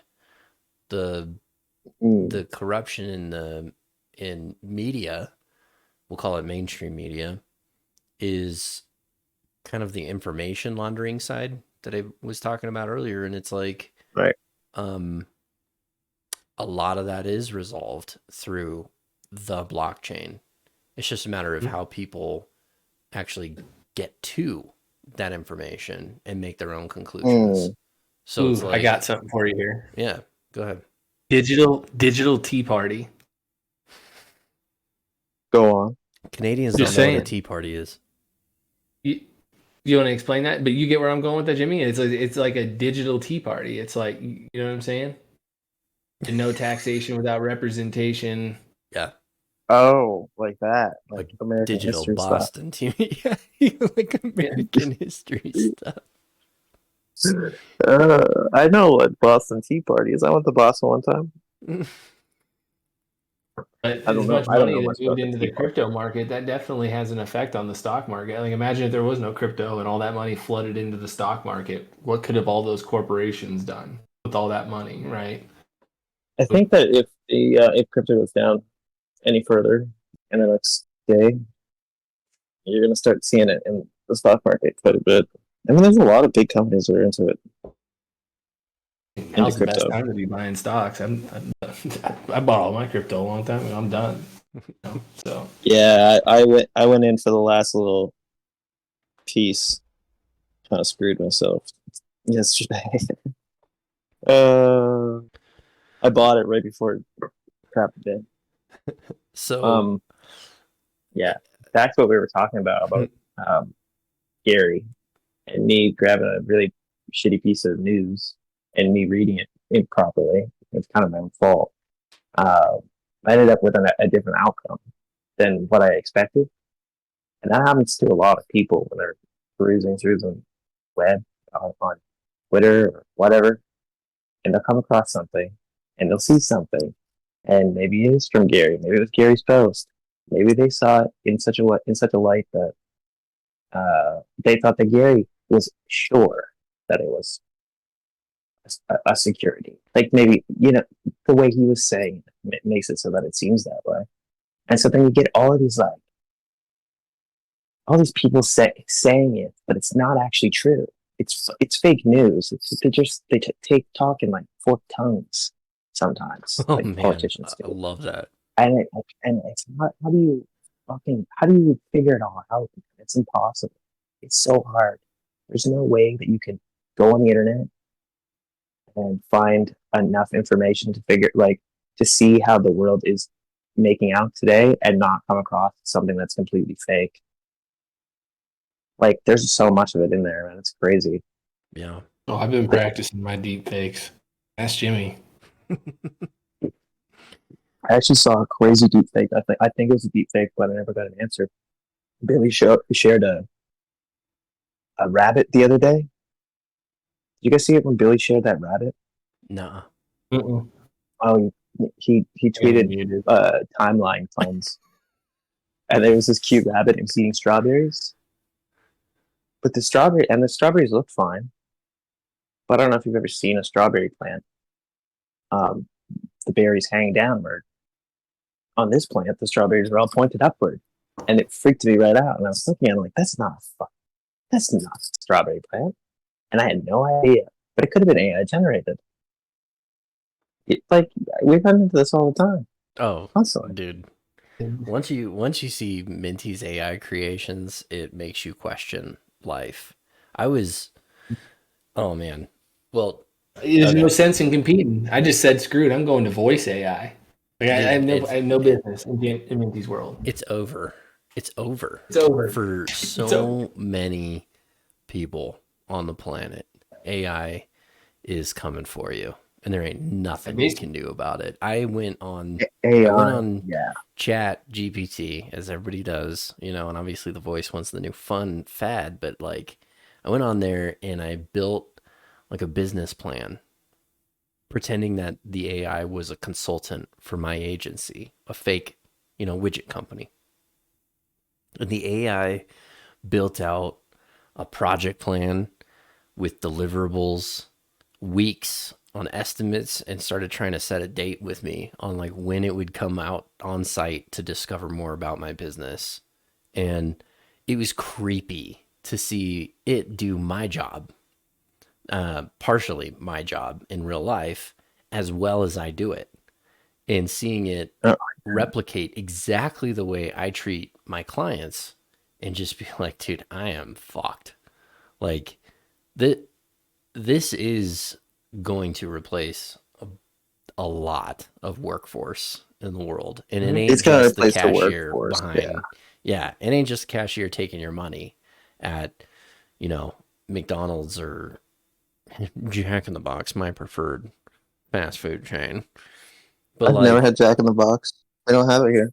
oh, well, they Jimmy season eats their enough of burger. it for the both of you. Yeah, I do. I do. They Oh, season they their season the meat, burgers so twice. yeah, it's a big Oh difference. god. um, Oh shit. so anyway, look, there is so much for us to talk about. It's almost 2 a.m. your time. Oh yeah. And I mean, there's like a million subjects, and we haven't even really scratched the surface on a lot of the media side of things. I feel Mm. like, one, I want to be able to let you go to bed. I also want to be able Oh, I'm to all. I cover. mean, I'm all right to go a little longer if you want. um, I don't mind. okay. Well, If you have any more questions, we could. oh, But it I doesn't gotta, matter to me. well, that's the thing is like, as far as questions go, we're at like the 20 percentile mark, and we've already been going for an hour and 46 minutes. That's the reason why I'm Here we thinking go. like, ugh, man, there's so much more to cover, and I feel like this is like a two-part. Um, Oh. Oh. Inmate. um, Um. yeah, I mean, we've got a lot of memes for meme of the week. There are topics that we didn't talk about with just the grand vision Decentralized of like fact checkers. decentralized media, mm, fact checkers. I mean, we haven't talked about that. We haven't talked about Elon's integration with payment platforms and your experience with crypto and Clover and all that stuff. right. Right. In the media, we could talk about for hours. And that's why I feel like, probably a follow-up episode would be really good on this one. Um, Yeah, for sure. I think we what do could you button up think, that Slick? thing about Twitter. I think we could button up that thing about Twitter pretty easy. We just Okay. talked about Mm-hmm. uh, over Square. So what is your question about Twitter, Twitter payments and stuff? Slick? Is that what did you have a question on that? Well, my question, it sounded like Jimmy had the question about Yeah, Twitter. well, I I mean, thought we covered all that. we kind of did, yeah. I guess we talked about like we kind of cruised by it, so yeah. We talked Yeah, I about mean, like paywall platforms and the processing time and how simple it really would be. And I think we kind of concluded it's not as easy as it sounds. yeah. Yeah. There is a way to like make paywalls that aren't that difficult. Yeah. But there's different ways that you can do it, especially with like the MyDoge API stuff. Like that's you can make a little code, or you can go on ChatGPT and get it to type up something for you. You can embed. You can make buttons. You can make like a button that says like "Pay me" Man, I get so jelly of that. on You do HTML yeah or yeah HTML, CSS, and JavaScript, and now PHP. oh, look at you. Are you gonna try and learn blockchain integration with that? Have you looked into like Yeah. libdoge or just building your So own? There's what's his name? Starts with an SH. He just kind of popped up into the dev space, and he's quiet. Shafil. Yeah. Feel. I don't know what it is. Yeah, I don't want to mess it up because it feels so disrespectful because I like him. But he's been looking at the JavaScript integration and PHP integration as well. Alam Shafil. I was right. Oh I just yeah, had I it guess I backwards. don't really know. I don't really know much about the lib Dogecoin stuff in relation to like what's in there for or what languages and such. But I started learning PHP because I was on WordPress, Hmm. starting to make the website so that I can write full articles and I can send them out and start getting in the habit of making a certain format uh, of article and in such a way that I like it, and then start building up an information base on a website that's outside of Twitter and Substack and all that. And I was okay with it being HTML and CSS and JavaScript, and then I get in there and it's all PHP stuff. And I was like, oh no, what the hell? libdoge Anyway, is all in PHP. Is that what you said? no, on WordPress. Oh yeah, WordPress is all PHP. Yeah, Yeah. WordPress. Yeah, so I was like, ah, damn. So I had to learn all that too. Oh, it's I was easy. so All you ready do to is get this open up with website. a question mark and a bracket. You're good. Yeah, And you but close I it. was terrified. I was like mortified. I was looking at it like, oh man, I really want to build this in like a week. And now I'm kind of like, figure this out, make sure I don't screw this up somehow. I didn't know how important it was to make sure you had it all right, you know? Yeah. But that's like your security. You know what I mean? Like in many ways, it's the security that you have. So it's like kind of something you don't want to necessarily screw up. Yeah. So I wanted to be fancy and read a lot. Yeah, quite a thing building a website, you know. Nice. Well, the reason why I I guess ask is because one of the things that you were doing was contributing. You were contributing to Engineer. You were the first contributor, technically, because you dropped the Technically, first. You technically you were. Well, I mean, besides building it, right? We'll give Patrick the credit for building it, but yes, yeah. I think you were the first pull request, and you just dropped some Unicode in there, and I was kind of explaining the the concept of it to Slick, and he never did this. He didn't get into the computers back in the day. But do you remember when you would used to download like keygens for CDs? Did you ever do Yeah, any of that? Like burn your own CD copy of a game and you got a pirated version? You'd have to get the old keygen, which 90% of the yeah, time you had a have to get virus. cracked. Yeah, Yeah, yeah, you got a cracked 100%. Yeah, version, and it always came with a text file on how to, and someone would brand their text file with the Unicode text of an yeah, image, a text to image, yeah. and you did that for Engineer, which was awesome to me I because it was did. like a throwback to those days. For me, it felt like I was getting like an old pirated copy of Diablo. I think everybody should do that with all their websites. Every HTML should have that.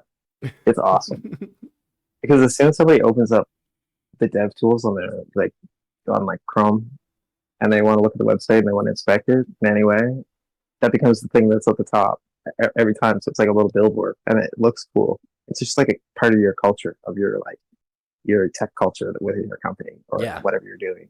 yeah. And I just think it's cute. It's a Yeah, nerdy I don't shout know. out. It's a nerdy shout out, is what it is. Yeah, Yeah. you should you should see the one on.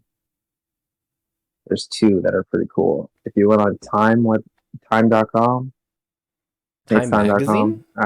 yeah, Time Magazine. Yeah, I've looked at so many magazines while I was They have one? conceptualizing how this could build mine. Yeah, dude, it's like an agent, but then the one from uh, what is it? OpenAI. Yeah. OpenAI has Chat. one. When I looked at Oh, OpenAI, look at I was like, this. Oh my, look it's at cool. this. Yeah, dude. Time Magazine. Look at these nerds. Yeah, dude, they are nerds. They use WordPress, by the way. They They don't have like do? their own crazy. Yeah, isn't that crazy? They Oh use wait, WordPress Pro.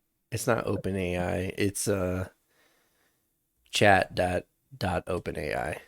That's what it is. Oh yeah, yeah. You can still go to chat. You can still go to openai.com. That's the word.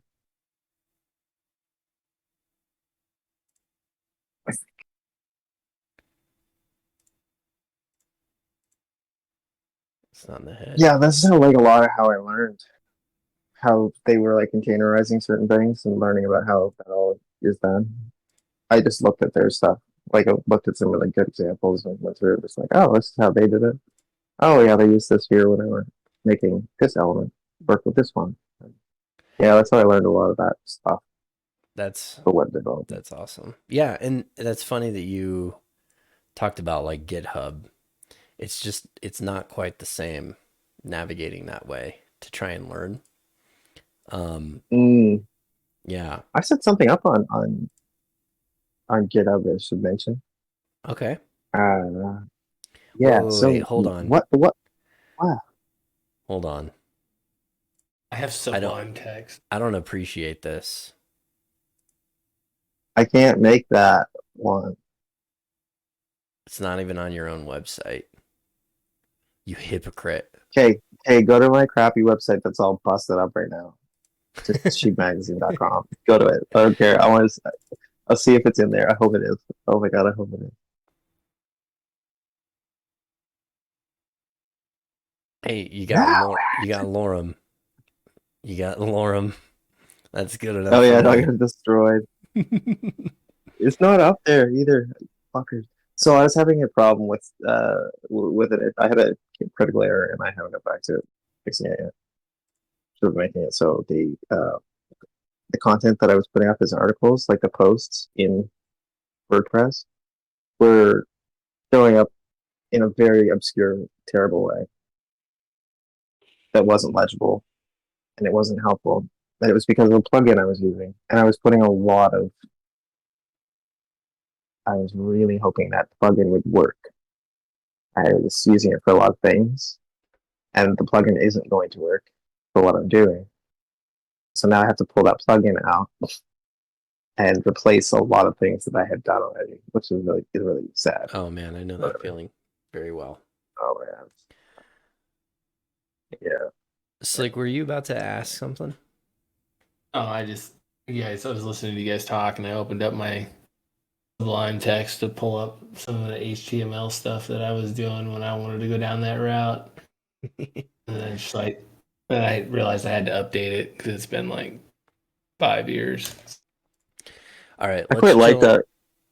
Let's chill on nerding out. As much as I'm eggplanning over this. I Oh, shit. I like nerding out about code. No, but I love when people bring like internet terms in fucking real world. I think it's so funny. So I never hear people say stuff right. I'm always chilling on the internet by myself. My friends do not use the internet the way that I do. So when I actually hear you guys talking about it on the show and saying words that I've never actually heard a person say, but I've read 1,000 times, it's hilarious. Line break. Okay. So let's hop on meme of the week. I think we should save a lot of the conversation for a follow-up. We say this to every guest. We'd love to have you back. We haven't had anyone back yet, but we're going to get more into that because we're starting to get into that cadence of frequency where it's going to be easier and better. Slick, Daanksy, you guys down for meme of the week? Sure. Yeah. All right. Yeah. You got the thread there? Yeah, I got the thread. I actually have everything pulled up without the who behind it. So you're not going to know who made these. So that way you priority cheating. don't, yeah, Daanksy, don't open the actual thread and cheat and then go and pick your favorite person or we'll know. And ignore this, ignore the watermark. Oh, no. Deepak stole that and then threw that watermark on there. What moon? Just joking. How could he have stolen this when you gave him the template? All right. Much to what moon? All right, that's our first submission. We got another one. I didn't see it. I don't think I saw this, did I? Good. Hey. Welcome to the Doge party. All Shibe's invited. Am I in the frame? Extra. Doge all about it. That one's That's a kind of gooder. a pun. I told you we're gonna Oh leave no. this Substack and No then you one- can leave. Who made that? Oh my god. I actually don't know who made each of these. Well, I probably should. Oh, that's brutal. But I know. I I feel like I crucially know who made that. Actually, I know every one of them. I feel like Moonlight made that one. That's just a guess. look. Okay, I don't know who made this, but the way the arms were cut out to be upward kind of screams a signature of someone who I think I know who it is. I click Yeah. through them I and I know. just I know open who them it in is. new images without looking at the ads. So I actually don't know. That's funny that you probably know more than I do. I know who that one was. Relax. I just want to take some pictures. I did see who made this one because I saw further down that they included a reference just in case. Relax. I just want to take some pictures. I got to give him the Buffalo Oh Bills my voice. I've never god. even seen the Dahmer. Dude. Oh I man, know. don't watch it. That's freaky. Whew. The first 10 minutes is tough, and then you get into cruise control, and it's interesting, but it's dark. It's This super one's straight dark. and to the point. It's a lot like your magazine. 1D equals It 1D. looks just like it. Here it I is. love how you drew this, by the way. I love this drawing. I didn't draw this. This is a I stole meme. that. Someone else. I stole that template. All I You did was stole the put the head template? on. Oh. Yeah, that's a template. Oh. Why don't you That's give one of credit the to templates I them, used in meme the. thief? You know, it's a No, it's a sin in template that Doge. I No, it's put a in meme. the You're a meme example thief. with the puppet. Anybody could have used it. But I'm saying I stole it. Obviously, all it is a head that's on something else. I'm out here trying to score clout points here. And Hey, everybody, make sure to like and subscribe and follow Slick Rick. It's at Slick Rick or at King Satoshi, but it's not an I, it's a one. Follow him because he makes great content like this and it's not stolen. it's great for the cloud economy. Mm-hmm. Mhm. I had to scroll down on this one. Oh, What the I might have to scroll down a fuck? smidgy. SpongeBob SquareDank. Hmm. Oh my lord. They doing?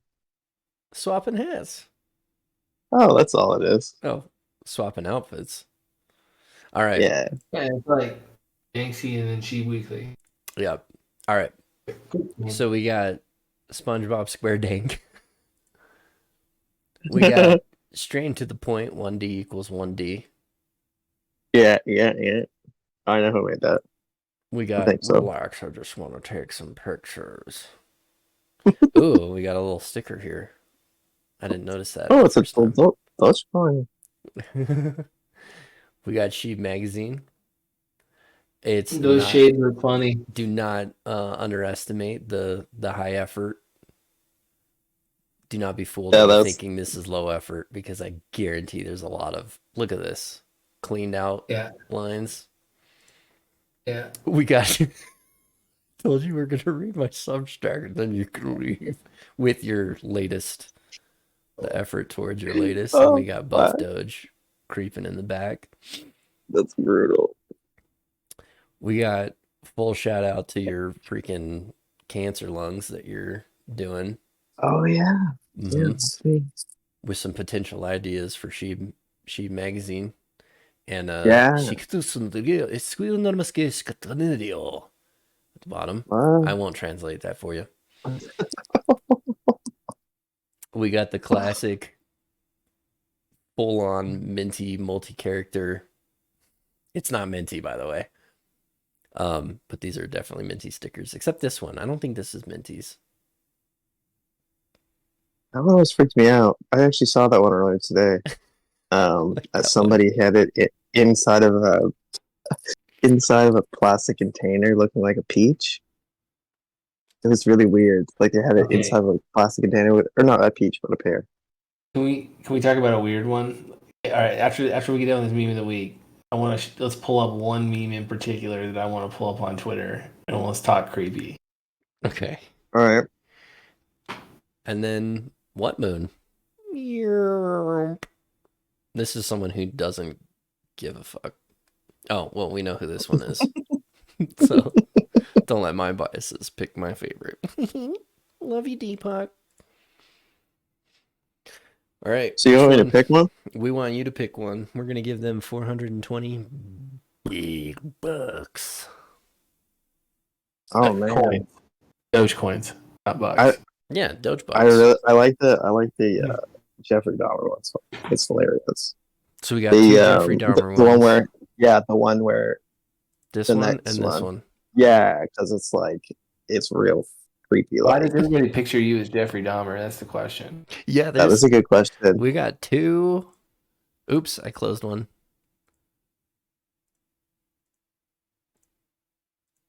Yeah, there's just two Jeffrey Dahmer ones. Oh, two. Okay. Yeah, but two. I mean, you know. That's But it's that's a weird that trendy it meme happened right now. twice. Yeah, when it happens twice, you got to start questioning. All right, so you're going with I'm going Jeffrey with Dahmer? the dark TV. Yeah, that's the one. I feel like I know who made this. Potentially, Let's I don't know. let's find out. This I one think it was goes out Midland. to Minty Doge. Minty Oh wins. my god, really? I think he won one before, so this will be his second winnings. Minty is getting to the point of being able to make memeing for contests at w.Shibe's a full-time job. Wow, Look at that. Yeah. that's good Let's though. go to his Twitter page and pull up that 3D one that he made the other day, and let's take a peek at that. Is this the creepy one you want to talk about? So Yeah, you remember? You know what I'm the talking winner of the about? meme of the That shit week. had me dying. No, the 3D one he made with everybody at the Onion Market. Where's the thread where you guys are looking at these things? You know which one I'm talking This is about? Minty's. Oh, the thread. This was the w.Shibe's tweeted out the contest earlier today. Oh. Yep. I'm not gonna lie, I love this one. This guy's this guy's an AI god. That's AI and Photoshop god. You know which one I'm talking about, Jimmy? The one where you got to click it and you can like view it 360. Oh yeah. And Misha Boar's in it too. He dropped the cannoli. Yeah. oh, that 3D thing. Yeah, you could like. See that? Wait. It Yeah, might be. that was very cool. It might be in this one. Yeah, he discovered. I mean, this guy just gets lost in AI. Wait, where did the Misha Board one go? Did I scroll past it? Oh, here it is. He's got a link. Oh, here it is. Render stuff. Let me just, without any caution, click this link that I don't know what it is. Allow ads. No. Yeah, you can drag. This whole thing is AI. This is a fake market. It's all huge onions. huge. Pronounced A. And then there's one guy hidden. Oh Hidden? yeah. Hey, Did look you at ever find the hidden guy in the window? There's a hidden guy? I did In the not see window. that. There's a bunch of hidden stuff. Oh, Yeah. this makes it perfect. What was that effect that you were talking about? You have to zoom in too. You have to check those windows, Jimmy. Is that the... No. What is Keep that, moving. though? No, oh, it's that's not a it. good question. Is that the Among Us sus guy? Or is that Satan who lost his head? Someone's head's chopped No, off. Jimmy. Wrong window. Oh, Keep looking. Am I gonna get scared? Is there a jump scare? Yeah, don't zoom in further, please. You're going the wrong way though. Well, it's 360 degrees, so go. Right? Oh. You want to know how I got in this window? My father was a... That's funny. Yeah. I love like AI images where there's a lot of like background people, because you get to discover all kinds of like creepy stuff that went wrong with AI, like this dude's hand. Yeah. Ooh, I think it's very funny how ranch what the peeking, ranch peeking out. Yeah, this how is nice and short creepy. Misha is in that. Go look at Misha again. He's like really short, isn't he? Yeah, he's mini. Oh, that's funny. Yeah, He's a that is a good one. dang. Did anyone This is a notice different my meme. I haven't cannoli? seen a meme like this before. Did anyone notice my cannoli?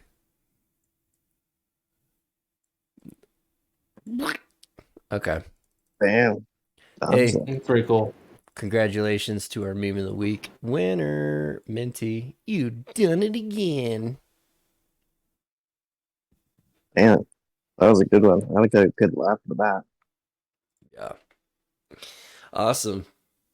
Well, hey, man. Yeah, so Hey, man. there was one thing I wanted to mention because we No, were it's too talking about late. it. I just want to mention it quick. The show's I want to over. mention it really Thank quick. you. Go ahead. Last week I launched a glossary, which is Uh-huh. a collaborative project that anybody can get involved in if they want to.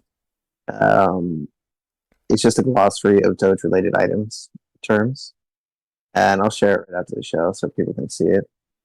But yeah, it's just a place that people can go in and help put some knowledge together in one place, which is going to be one of many of these types of projects. We're just putting knowledge together so you can people can learn stuff if they need to, all in one place. Crypto slang. Yeah, just right on GitHub, Mm, pretty much.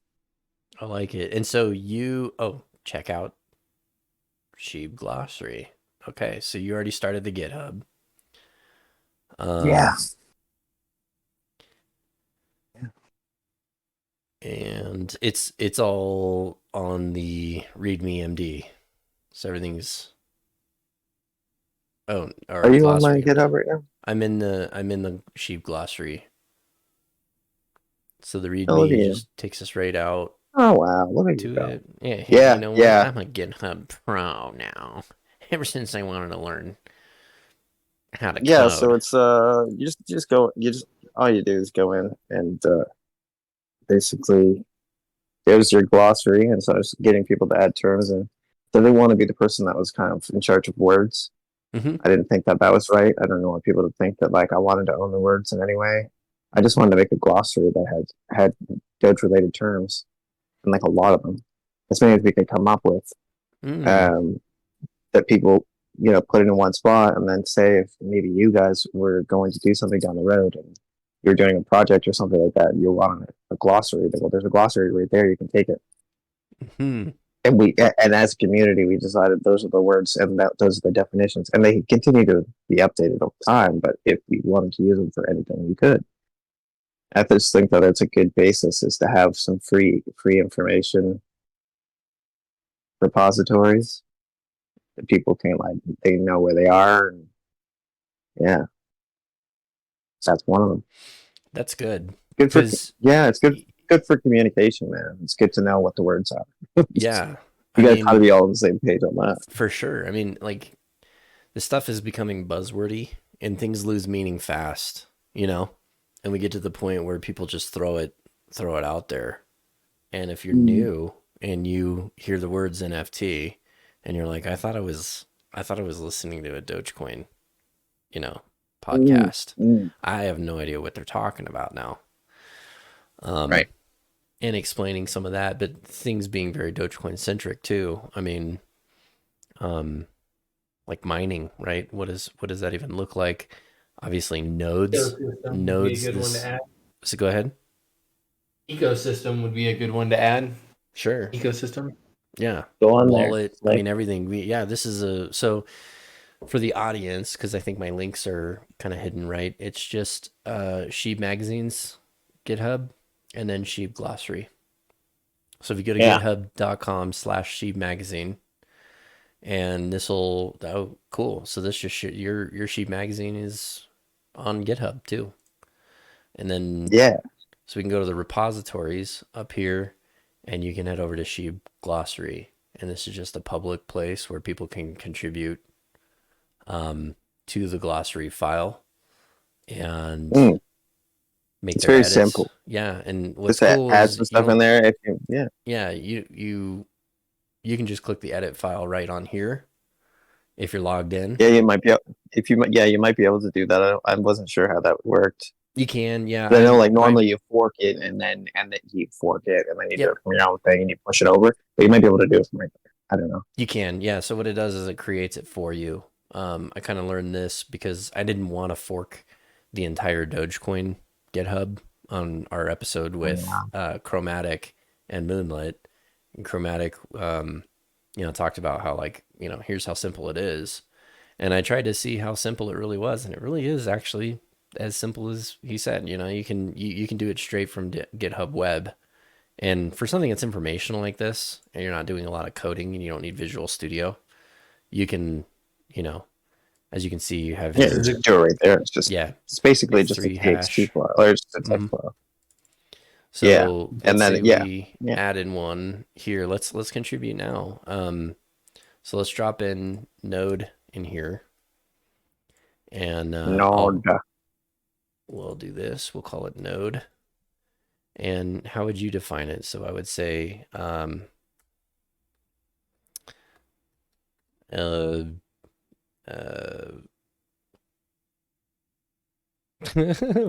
would you say? A copy of the blockchain ledger,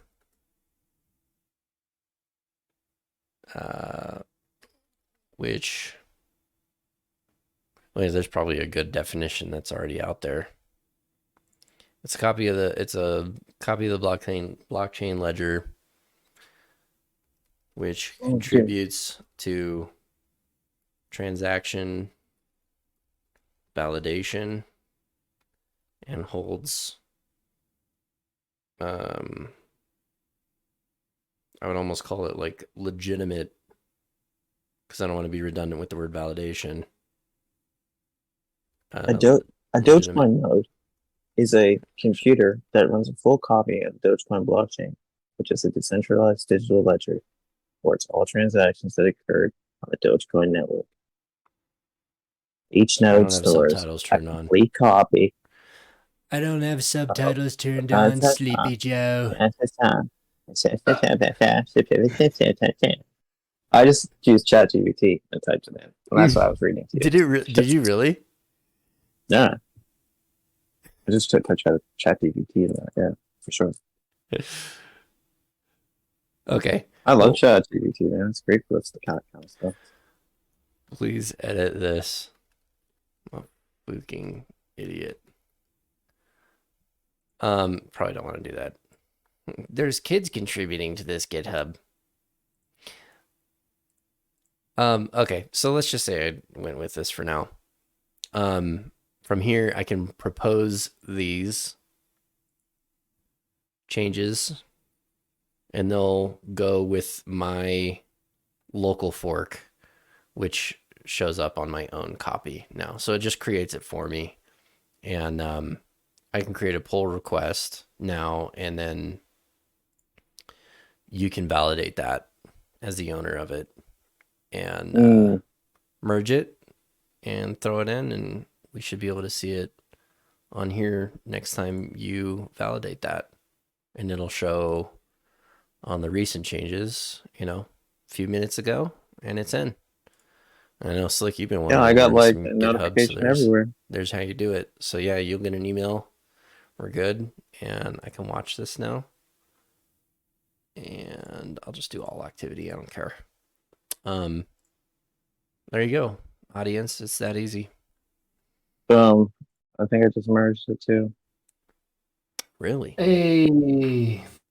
Yeah. That's called teamwork. Oh, yeah, look at that. It's right there. You probably shouldn't have merged it because look at this. It's in bold. But anyway. Yeah, I wasn't looking, but I just wanted to show what it looked like.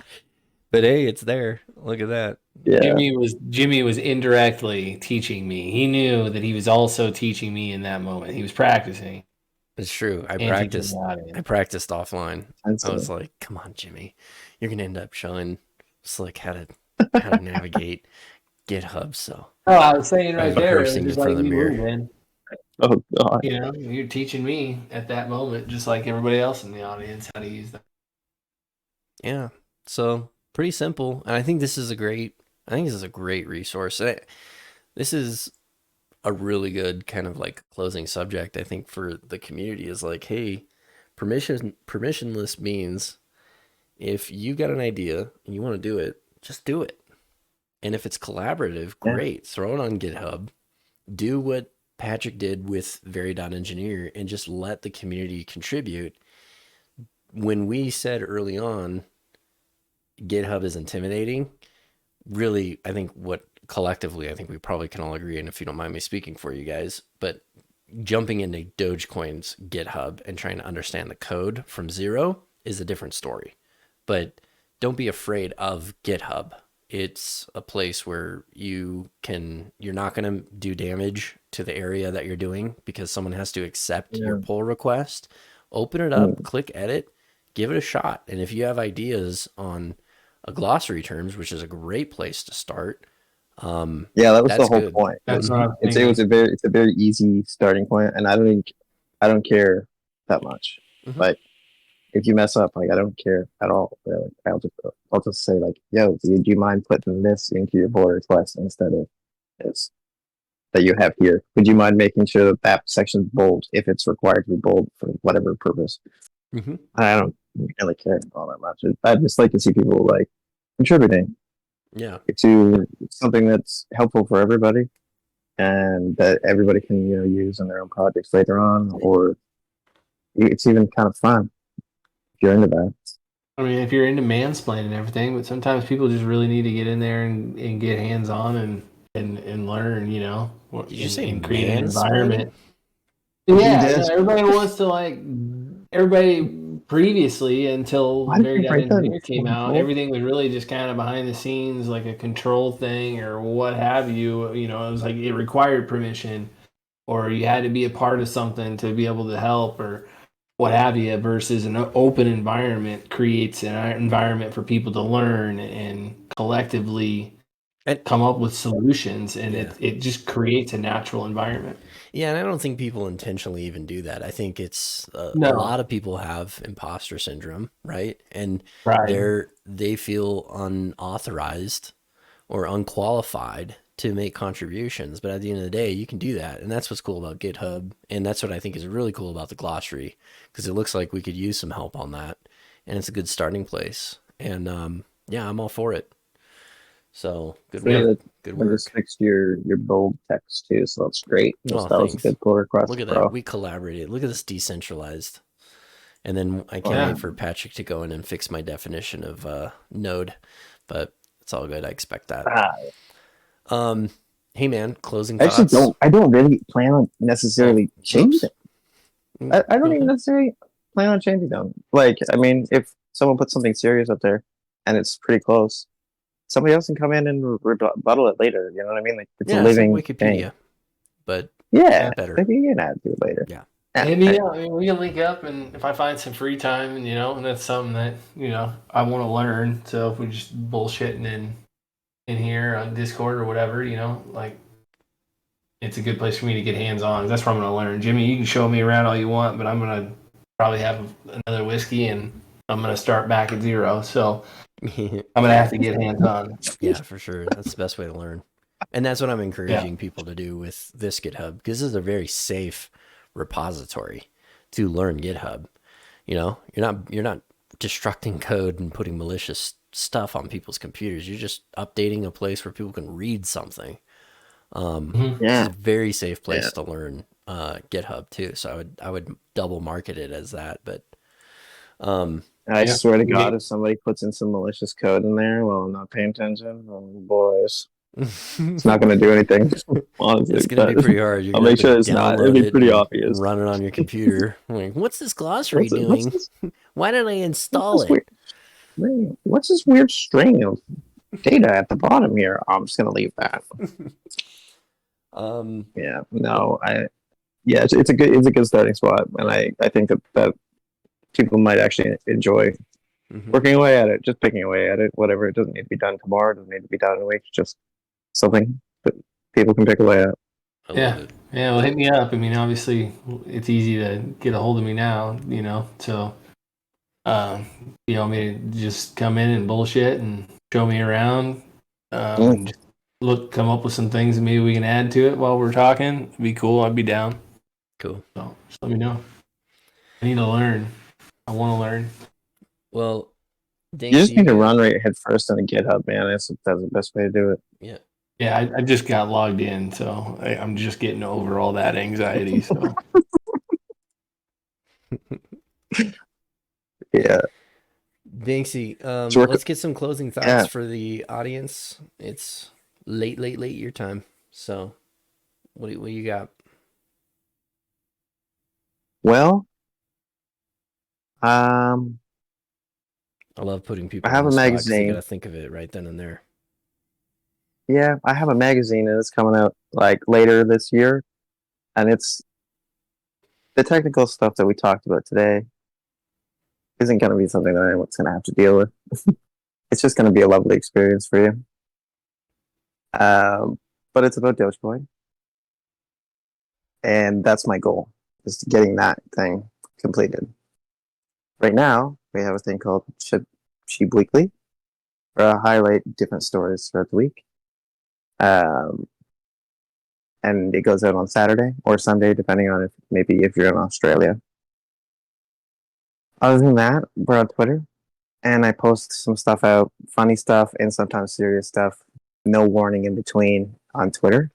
And yeah, I'm just building information that people will be able to rely on in the future when they need to learn stuff or what have you. Whether it's education just to get in or education once they're in, what's happening. That's what I'm building. Cool. And that's it. That's all I gotta really say. That's it. Well, yeah, that and if you're a corporate lawyer, he's got a toit beard and a toit shirt. So I'm like pretty much he's a taken. handsome feller. If you're a Cool, corporate man. lawyer, he's gonna need. He's dangerous. He's bad, but he's good. I am bad. I am bad. You're right. Just look at that meme that Minty made. Yep. Dahmer That's vibes. funny. Well, cool, man. Hey, thanks for coming Yeah. on. Looking forward to having you back, and looking forward to seeing what comes from it. I'm all for it still, like I said, and yeah, looking forward to working with you. So Yeah. love it. It's easy to keep your head on a swivel when you got a lot of eyes, there's a lot of information. So the more people you can have finding stuff sending to you, it helps. Yep. So For sure. there'll be things that we see that maybe are something we'll send it your way, but keep your head on Just a tag swivel, me like on I stuff or say. whatever. Like it doesn't matter to me, but if you do tag me and stuff, it's super helpful. Yeah. Especially if it was like a Probably- real big story. I'd feel like a dick if there was a big story and it didn't. Yeah, I mean, you're sorting through a lot of stuff, through the week, a lot of stuff, and it's with one person, it's tough, So if you need help, or people think that stuff's newsworthy and send it your way, I mean, that goes a long way. And trust me and Jimmy were thinking about that when we first started the show, So I'd be more than happy to send you some stuff that I feel like should be talked about, or threads that maybe you missed because you were eating lunch with some attorney named Wang. Yeah, that's true. I do that. You messed that one up, huh? Yeah, I did, man. It was just weird. No, it was a weird conversation. You First win meet- some, you lose some, but first you meet- live to doge another day. You live Man. to Doge another day. If you guys want to see some really interesting tweets, this is like aside from Shibe Weekly and all that stuff. If you guys want to see some really interesting tweets, follow me on Twitter. I see some really messed up weird stuff They sometimes. get interesting. Oh yeah, like I will say some pretty controversial things, and I don't believe like most of them. I just want to know what people think. So like I'll say some pretty wild stuff. Awesome. All right. Well, there you have it, folks. Daanksy, it's been a pleasure having you on, and we'll look forward to having you back.